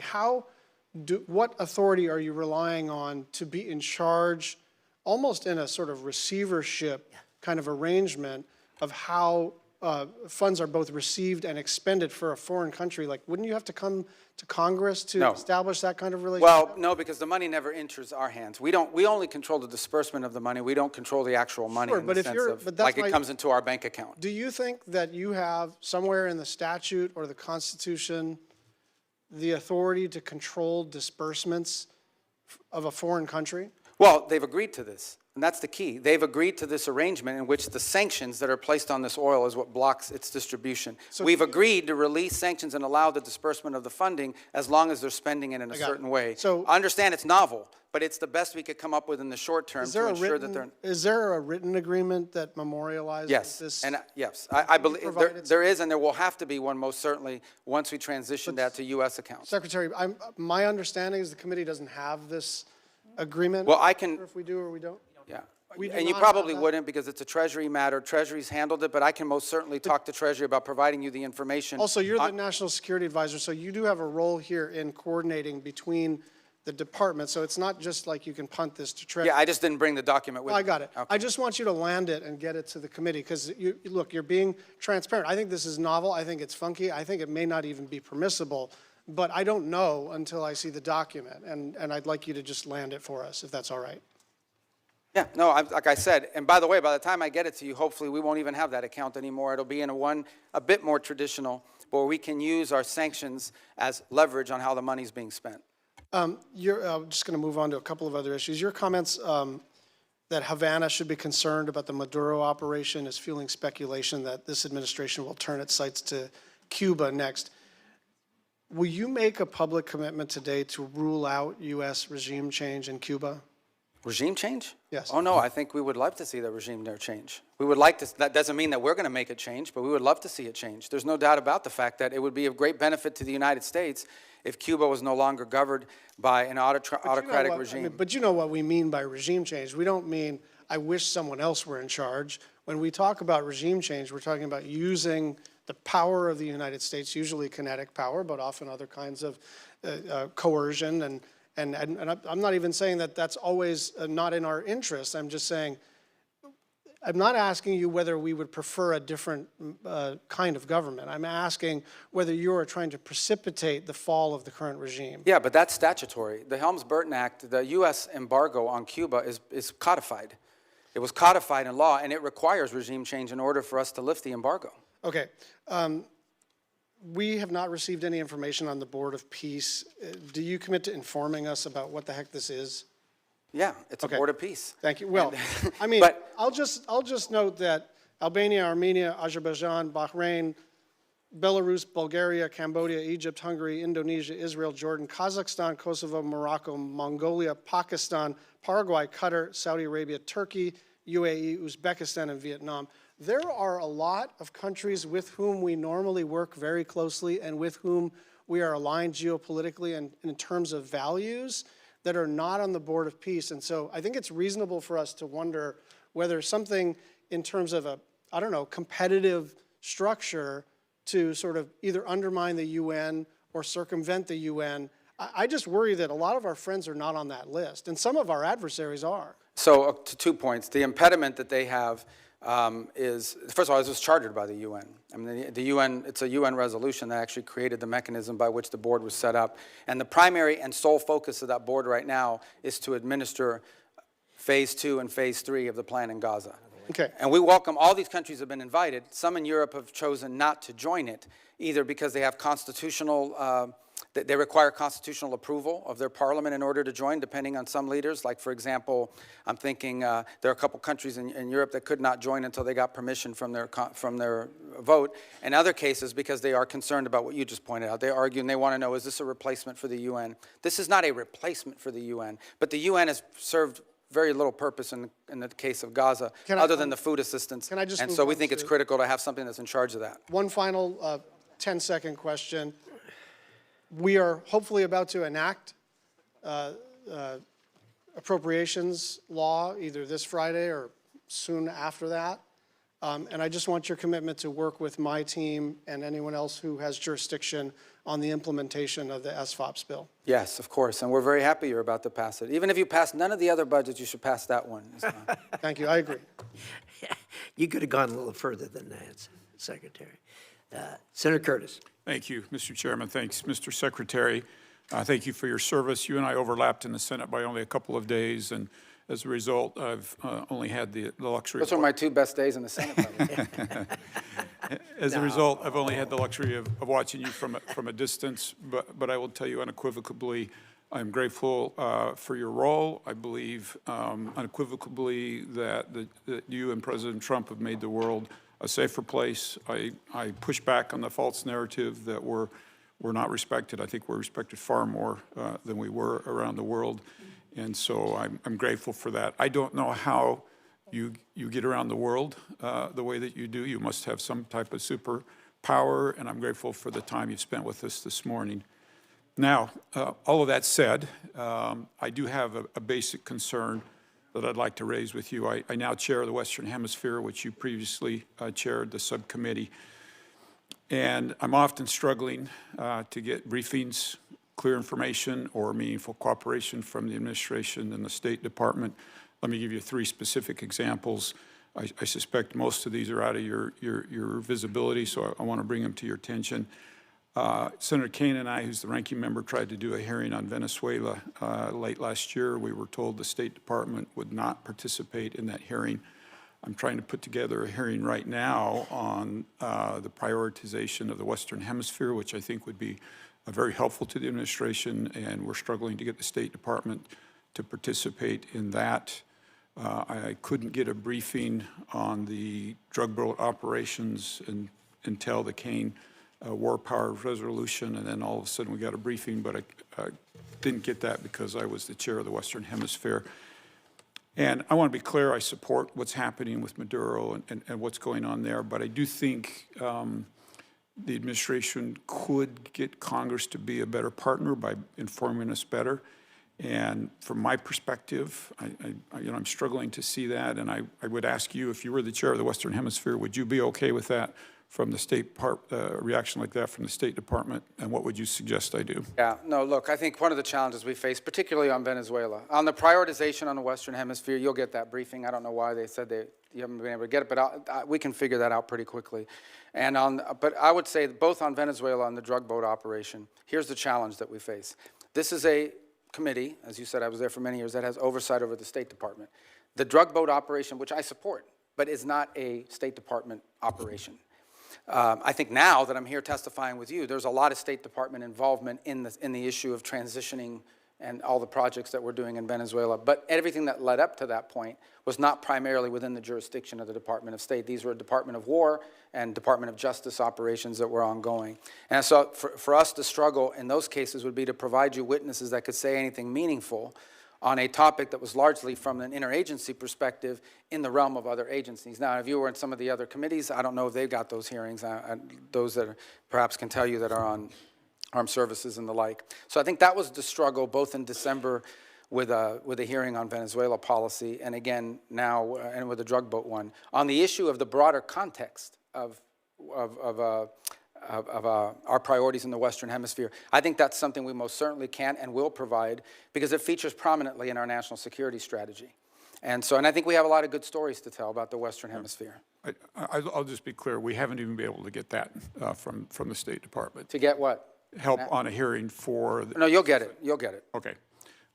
Would love to have your commitment moving forward that we could have that type of cooperation that the Western Hemisphere. Yeah, I just got to make sure that the people were, look, I don't want you to have a meaningless hearing. If you're asking about something that's not in our, it's like having a hearing on agriculture in front of the State Department. We have limited involvement because from an interagency perspective, in the case of the drug boats and Venezuela, at the time you requested, this was primarily a Department of War function. And so, but in the case of the priorities on the Western Hemisphere, that will happen. Okay. We look forward to doing that. Let's move on. You mentioned Russia, China, Iran a little bit earlier. I'm very concerned, as you are, about their influence in the Western Hemisphere. If we put Venezuela aside for just a moment, can you talk about where we're seeing the influence, particularly of China, in the Western Hemisphere, and what progress we've made or what we need to be thinking about? Well, China specific? All of them are important, Yeah. but specifically on China. I mean, look, when Iran and Russia, in Iran, their primary foothold in the region was Venezuela. Let me just put that up front. And it involved more than just selling weapons and all this other stuff. I mean, in many cases, there's clear evidence now that they were providing passports.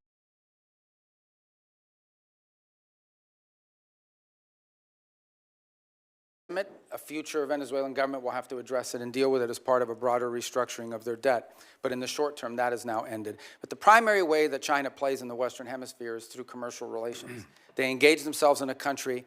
They're very interested in telecommunication. They're very interested in building and controlling key infrastructure. They're very interested in critical mineral rights. And they've secured many leases for many years because of neglect on our part in allowing them to do that. And it's given them leverage and a presence in many of these countries. I will say that I think that influence in our hemisphere has eroded over the last year. For example, Panama left the Belt and Road Initiative. We have new leaders in Chile, in Peru, in Paraguay, in Chile and in Honduras that have expressed a strong desire to realign with the United States and our priorities. And we have great relationships with Argentina, Paraguay, and other countries in the region who are also very cooperative. And we've had great cooperation from the Panamanian authorities as well, including a case before the Supreme Court. I don't know if the final has been submitted that could lead to the eviction and removal of a Chinese-controlled company that controlled both ports at the Panama Canal. Thank you. I wish we had more time. I'm out of time. I yield. Thank you, Senator Van Hollen. Thank you, Mr. Chairman. Mr. Secretary, I want to discuss corruption in the White House and its intersection with our foreign policy. The President and his family have used the office of the presidency to pocket $1.4 billion plus since he was sworn in. A New York Times analysis entitled "Trump's Plundering of America" indicates that some of that is a result of the president selling corruption here at home, but much of it relates to the president selling out U.S. interests overseas to make a killing for his family, including giving away sensitive U.S. semiconductor and AI technologies to the UAE, while the UAE pumped $2 billion into one of the Trump family ventures. And then there are all the other Trump deals that are intertwined with tariff or foreign policy matters. Golf courses in Saudi Arabia and Vietnam, Trump hotels and office buildings in other countries. And of course, there's the $400 million jet from Qatar. The list goes on and on. By any measure, this is the most corrupt administration in American history. We also see the president wielding U.S. power overseas in a way that advances the interests of his billionaire buddies at the expense of American interests. It was Ron Lauder, who has business ventures in Greenland, who reportedly first put the idea of grabbing Greenland into President Trump's mind. And in the case of Venezuela, President Trump has said he talked to oil executives about toppling Maduro and going into Venezuela before anyone in Congress knew. We know that in President Trump's mind, deposing Maduro was not about stopping the flow of fentanyl or drugs in the United States. He cut the budget for DEA. He pardoned the former Honduran president convicted of drug running. And the new president, Delcy Rodriguez, has herself been long suspected by DEA of being involved in drug smuggling. She's also a longtime hardened communist leader, so this operation certainly was not about bringing more freedom and democracy to Venezuela. In fact, the president told us what it was all about at his big press conference after seizing Maduro. The president said it was about oil, oil, oil. He used the word oil 19 times, never mentioned democracy or freedom or human rights. And so the pattern of corruption is clear.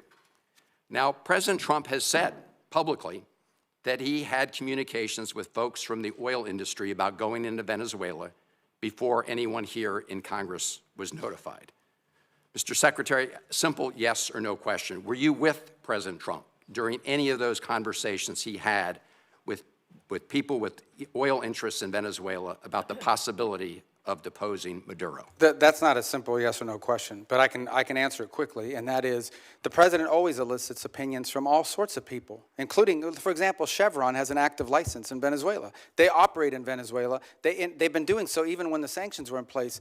So of course you would ask Chevron, what is your opinion of Delcy Rodriguez? What are your opinion of their economy and of their prospect? But the notion that somehow the president authorized this challenge at the urging of oil executives is absurd. That never happened. Mr. Secretary, I'm asking whether you were with the president. That never happened.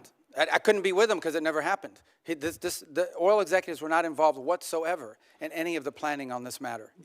None. Did the president, as he said publicly, inform them about the U.S. operations? I think all of those executives learned about this operation the same time everybody else did. Well, President Trump has said the opposite in public. No. Yes, he has. I mean, he said it. I think it was aboard Air Force One on an airplane. It's on public record. You can take a look. Look, Paul Singer, who you know, gave $8 million toward Trump's 2024 campaign. Conveniently, through his hedge fund, he's acquired Citgo out of bankruptcy, which is suddenly very, very valuable. Did you or President Trump have any communications with Paul Singer about Venezuelan oil in the months leading up to the military action in Venezuela? I can tell you I did not, and I would be very surprised what the president did in that regard. And in fact, that Singer position that you've outlined, which is not just him but other creditors, was actually, was blocked. We don't want to see. It's one of the reasons why we had to do this account in a third country in the interim, is because we don't want it to be something that's picked apart by creditors. I appreciate that, and we'll monitor it carefully. There's also Vitol. They've been given a license for Venezuelan oil worth about $250 million. Vitol's senior partner, John Addison, gave $6 million to the Trump-aligned PACs in the last cycle. And the list goes on, Mr. Secretary. And I have to say that when you have the President of the United States himself, after taking Maduro, get up and say this was about oil, oil, oil, it does make all of us ask the question whether he put men and women in the U.S. military at risk simply so he could grab that oil. Well, that oil, yeah, and I don't know if you were here. I think you were here the whole hearing. I don't think you had left. Number one, the only reason why we use Trafi and Vitol is simply because in the short term, we had to move 50 million barrels of oil that were stuck. And Venezuela needed to turn that into cash so that they wouldn't have systemic collapse. And the fastest way to do it in the short term is for the traders to do it because that's in the business that they're in. That is not the permanent structure. The permanent structure we want to see is a normal oil industry where it's sold directly. You know, companies have licenses down there, they have an arrangement to pay royalties, and they move the oil directly to their refineries or sell it in the global market, not through middlemen. Yeah. The only reason why they were used in this instance is because we had an acute short-term problem, which is how do we provide funding from their own revenue, not ours, to keep their government afloat. So in essence, we allowed Venezuela to use their own oil to generate revenue to pay teachers and firefighters and police officers and keep the function of government operating so we didn't have systemic collapse. But that system with those traders, that is not the long-term plan here at all. My only point, Mr. Secretary, is those folks who gave a lot of money to the Trump campaign have done very well as a result of what's happened. Thank you. Thank you. Senator Daines. Secretary Rubio, good to have you up here. I just returned from India, had a chance to visit with leadership there as well as spend time with our new ambassador, Sergio Gore. He's off to a great start and very profitable visit. Hope to debrief on it soon, if I might. By the way, I think if we were to pick an MVP of the West Wing, Secretary Rubio, my vote's for Marco Rubio. So we have a lot of MVPs, don't we? Yeah, I know you do. I know you do. But we get a vote on one. I think you've done a great job of this first year. Very proud to claim my former colleague and now our Secretary of State. Secretary Rubio, as you've noted, there are numerous reasons and good reasons why the U.S. is the arbiter of Venezuelan petroleum sales. With the new export sales framework, the Venezuelan government is now looking to other options to reimburse some of our adversaries, Iran, Russia, as well as Iran's proxies, to include petroleum byproducts, which contain valuable minerals and so forth, flexicoke. Has the administration considered expanding the export controls to additional petroleum byproducts? Well, I'm sure we would, except that I can tell you a couple things that are happening. They have, in essence, represented to us, and we have seen in action in the work that they're doing directly with Secretary Wright, who's handling this portfolio on a daily basis. He has a deep historic and career knowledge of this field, is that on all of these things regarding natural resources, their preference and their partner of choice moving forward will be the United States and Western companies. That's what they intend to do. As a point of example, and I said this earlier in the hearing, you may not have been here, today they used to get 100% of their diluent. They have very heavy crude, and so it has to be mixed with light crude in order to make it, refinable and movable. And they were getting 100% of it from Russia, primarily because of sanctions. They prefer to have ours. Why? Number one, it's closer. Number two, it's higher quality. Today, 100% of that diluent is coming from the United States. They were involved in a very complex gold market in which they were mining for gold and silver, and it was being exported almost entirely through Turkey. And we believe the Iranians were using that as a laundering operation for themselves ultimately as well, potentially. And certainly know that they had an interest in the oil industry as well. We are on the verge of a process in which that will be sold through U.S. markets in a legitimate way that won't go to finance and support. I think we'd like to apply that model to various things. But the end goal in all of this is, number one, not to spend any American money, and number two, for Venezuela to have a normal, legitimate economy that's not benefiting cronies, that's not benefiting corruption, and is not benefiting our geopolitical adversaries.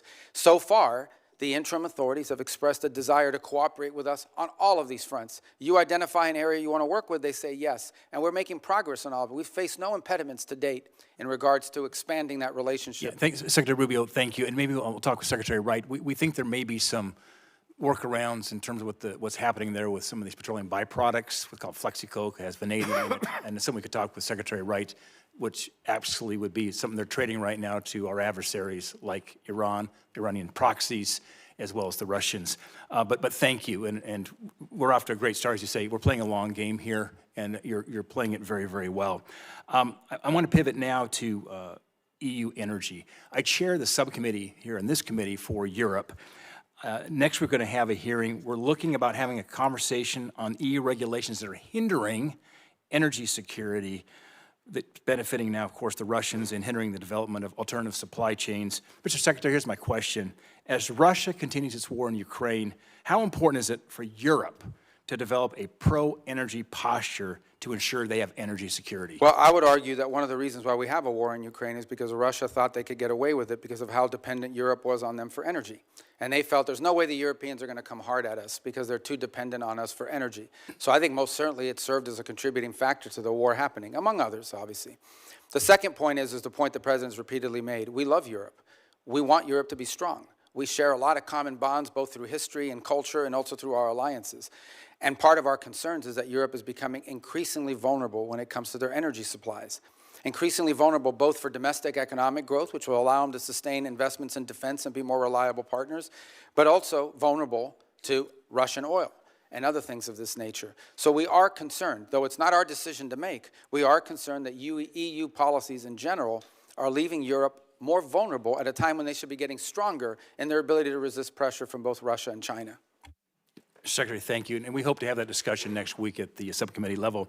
Last question is back to one of my favorite topics, back to Central Asia. We had a great dinner at the White House with the 5 Central Asian presidents that you were at, President Trump, as well as Vice President Vance. I had an honor to be there with you all. They're making a major shift right now in terms of having a closer diplomatic and economic relations with the United States. That all fits in part of the geopolitical puzzle, which relates to energy supply as well. Here's my question. How important is it that we end these Jackson-Vanik trade restrictions as it relates to our relationship with Central Asia? And for background here, Senator Murphy and I are co-sponsors of that bill. We hope to actually get this done and on the President's desk. It's an ancient Soviet-era restriction that is not relevant at all, but frankly is hindering our relationship with these important Central Asian. Yeah, no, we agree. We agree, and that, like I said, one of these areas that you've been focused on for a long time. Ambassador Gore, that as you know is in India, is also an envoy to these 3 countries, just came back from Tajikistan a couple days ago. So I think that absolutely we would like to see that because it would allow us to do even more. Yeah, great, thank you. Chairman. Thank you. Senator Rosen. Thank you, Mr. Chair, Ranking Member, and thank you, Secretary Rubio, for being here. I'm going to get right into it because I want to build on Senator Van Hollen's line of questioning. President Trump pardoned the former Honduran president after he was convicted of trafficking roughly 400 tons of cocaine into the United States, cocaine that contributed to the deaths of tens of thousands of Americans year after year. Yet the President and his cabinet authorized a military operation to capture Nicolas Maduro in order to arrest him for virtually the same crime.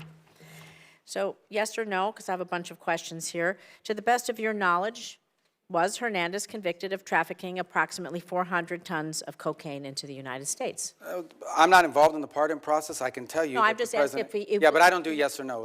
I don't play games. This is not a game show. Do you know he was, okay, so I'm just going to tell you he was. So I can answer he your was question because I know what you're convicted. getting at, but go He ahead. was ask. convicted. I know. The president agree felt with- that he was unfairly treated. I can't give you much insight because I'm not involved in the pardon process. Would you not concede, can you not understand how the American people and how the world are clearly going to be frustrated by the hypocrisy of this when one man is convicted and pardoned and another man captured, and how it undermines the United States' credibility on the world stage? But the difference is that, again, I can't opine on the specifics of his case because I wasn't involved in the pardon, but he was not a sitting office holder. He was not even the president of Honduras when that decision was made, either to convict him. The difference between him and Nicolas Maduro is he was actively engaged in narco trafficking. It was an ongoing endeavor. I think it does undermine our credibility, but I'm going to move on to some foreign policy decision-making here, because despite the fact that you famously or infamously have numerous jobs in the administration, your Secretary of State, your National Security Advisor, it is increasingly unclear who's actually directing U.S. foreign policy under President Trump. We have a Special Envoy Witkoff. He's reportedly conducted Russian-Ukraine talks in Switzerland beyond your awareness. He and Jared Kushner have been described as managing the president's Gaza plan. Meanwhile, Ambassador Barrack is leading on Syria policy, while Special Envoy Boulos is appearing to lead on our Africa policy. So I have to ask you, I know the answer to this, but I'm going to ask you, are you the lead for U.S. government on foreign policy? No. The lead on U.S. foreign policy is named Donald J. Trump, the President of the United States. On the individuals you've described, these are very valuable teams. We have an if I can answer, because I think it's important. It's a legitimate question. I have the distinction, but I think both the benefit of being the National Security Advisor and the Secretary of State. As National Security Advisor, my job is to coordinate the interagency function of national security, and that involves foreign policy. So I speak to Steve Witkoff and Jared Kushner in the case of Gaza, and now Russia, probably 10 times a day. We have multiple meetings and coordination. All of it is we build a team, we gather facts, we present options, and then we take them to the president. It is the president who directs the the foreign policy of the United States. That's always been the case, by the way. You can't overrule their decisions. Do you outrank the special envoys and ambassadors? Do they get your input as as an example, do they care about your input, or do they go straight to the president? There's no time in which the president is presented an option by one of us at the exemption of everybody else. It depends on the portfolio. But in every one of these portfolios, we have a team approach to this, which is the way the system is supposed to work. It's not the way it's always worked. You have had in the past tensions between the National Security Council that became operational and the Department of State. In this particular case, there's not much conflict between the two because it's the same person. And we basically, what we basically try to do in every one of these unique missions is we create a consensus team around it, and then we present the president options together. Options. It's the president's decision, nobody else's. There's no overruling here. The president makes the decision. Our job is to present him options. Shouldn't they report to you? Shouldn't there be a line of command and a line of transparency? They report to me every day. Where does the buck stop? But they report to me every day in terms of keeping me apprised of what's happening. I give advice. I give, in some cases, direction. They involved heavily. For example, the special envoys rely almost exclusively on State Department personnel to assist them in all of their efforts. For example, on the Board of Peace, we helped them position the entire gathering last week and all of the work that's going to happen now. On every one of these issues, it's not linear. No single individual other than the president has the ability to dictate our foreign policy. Our job is to come to a consensus view on the best way forward. Where there are disputes, those are presented to the president, and he makes the decision. Let's talk about the Board of Peace then, because all treaties and statutes have to be approved by Congress, and the president is starting a new Board of Peace, and we would need that authority. The authority for the filing stems from the International Organizations Immunities Act, but it's my understanding it only provides the president with such authority when participation by the in an organization has been approved by treaty or statute.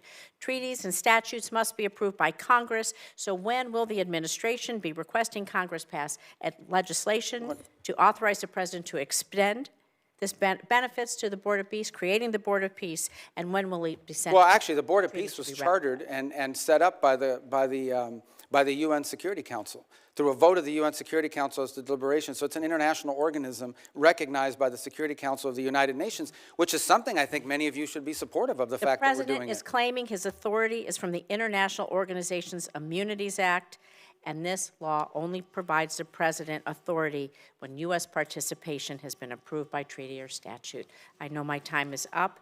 Please consider working with us to do these things. You know what it is to be a senator. You know what that collaboration and cooperation mean. And I think that all of us expect that respect from you and would really appreciate it. Thank you. Thank you, Senator Rosen. Secretary, you've been very generous with your time. We have just a few comments to wind up here. Senator Shaheen. Yes, I agree. Thank you.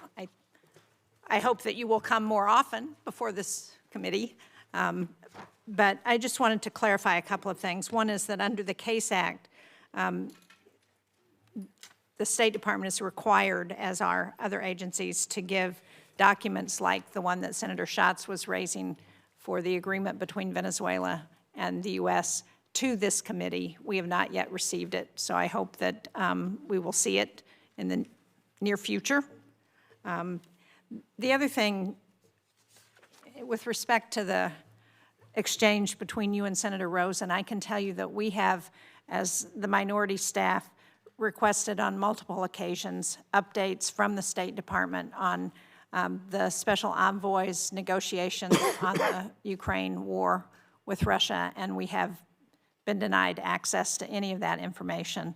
I would hope that, number one, that would be available, because I think everybody's interested in trying to support efforts to end this war in Ukraine.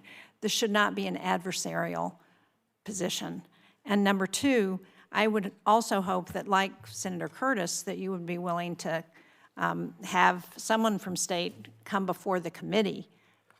We have not had a hearing on negotiations over the war in Ukraine since I've been on this committee since the president took office.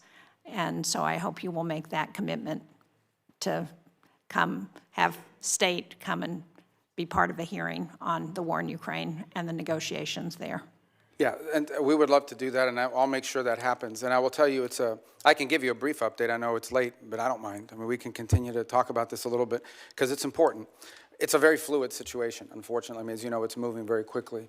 My sense of it is that for the most part, I discussed the security guarantees piece, which was part of a meeting and efforts that took place in the early part of this year. I think the one remaining item remains the one you're all familiar with, and that is a territorial claim on Donetsk in particular. And I know there's active work going to try to see if both sides' views on that can't be reconciled. It's still a bridge we haven't crossed. It's still a gap. But at least we've been able to narrow down the issue set to one central one.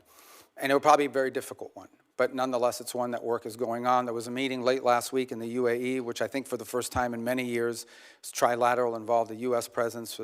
Jared was there and Steve Witkoff were there, along with representatives of Russia and Ukraine. They were going to follow up talks again this week in that regard, bilateral. There might be a U.S. presence, but it won't be Steve and Jared.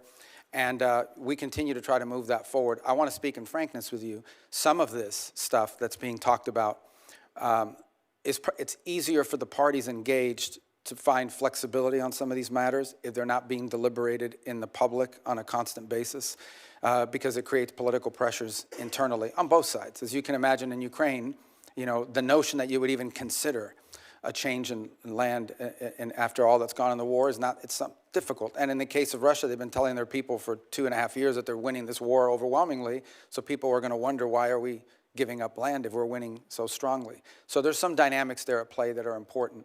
But I think if you need more information on that, we'll provide it. Just know that this has been so fluid that an update like the one I just gave you could be outdated in 72 hours if some new development occurs. But your point is taken, and we'll be responsive to that. I appreciate that. I think the other point of a hearing is it gives people a chance to ask questions that we're hearing, as you know, from our constituents, from other people, and try and get answers. And I appreciate that it's a changing dynamic and that that's always going to be the case, and that there are issues on both in Ukraine and in Russia with respect to what comes out in public. But given the amount of money that the United States has put into supporting this effort, given the support among the American people, and given the support in Congress, it seems to me that we owe people the ability to have a public hearing and to ask questions. Thank you. Thank you. I appreciate that. Secretary Rubio, I don't answer this question if you don't feel it's appropriate, but did I understand you to say that the portion of the discussions regarding settlement in Ukraine, regarding security for Ukraine, are essentially agreed to by both sides? Because that's news to me, and it's a big news item if that's a fact. Well, I think you could argue they're agreed to from our side of the equation. There's obviously a Russian dynamic at play here, and of course, any security guarantees would come into play after the conflict were to end. Of course.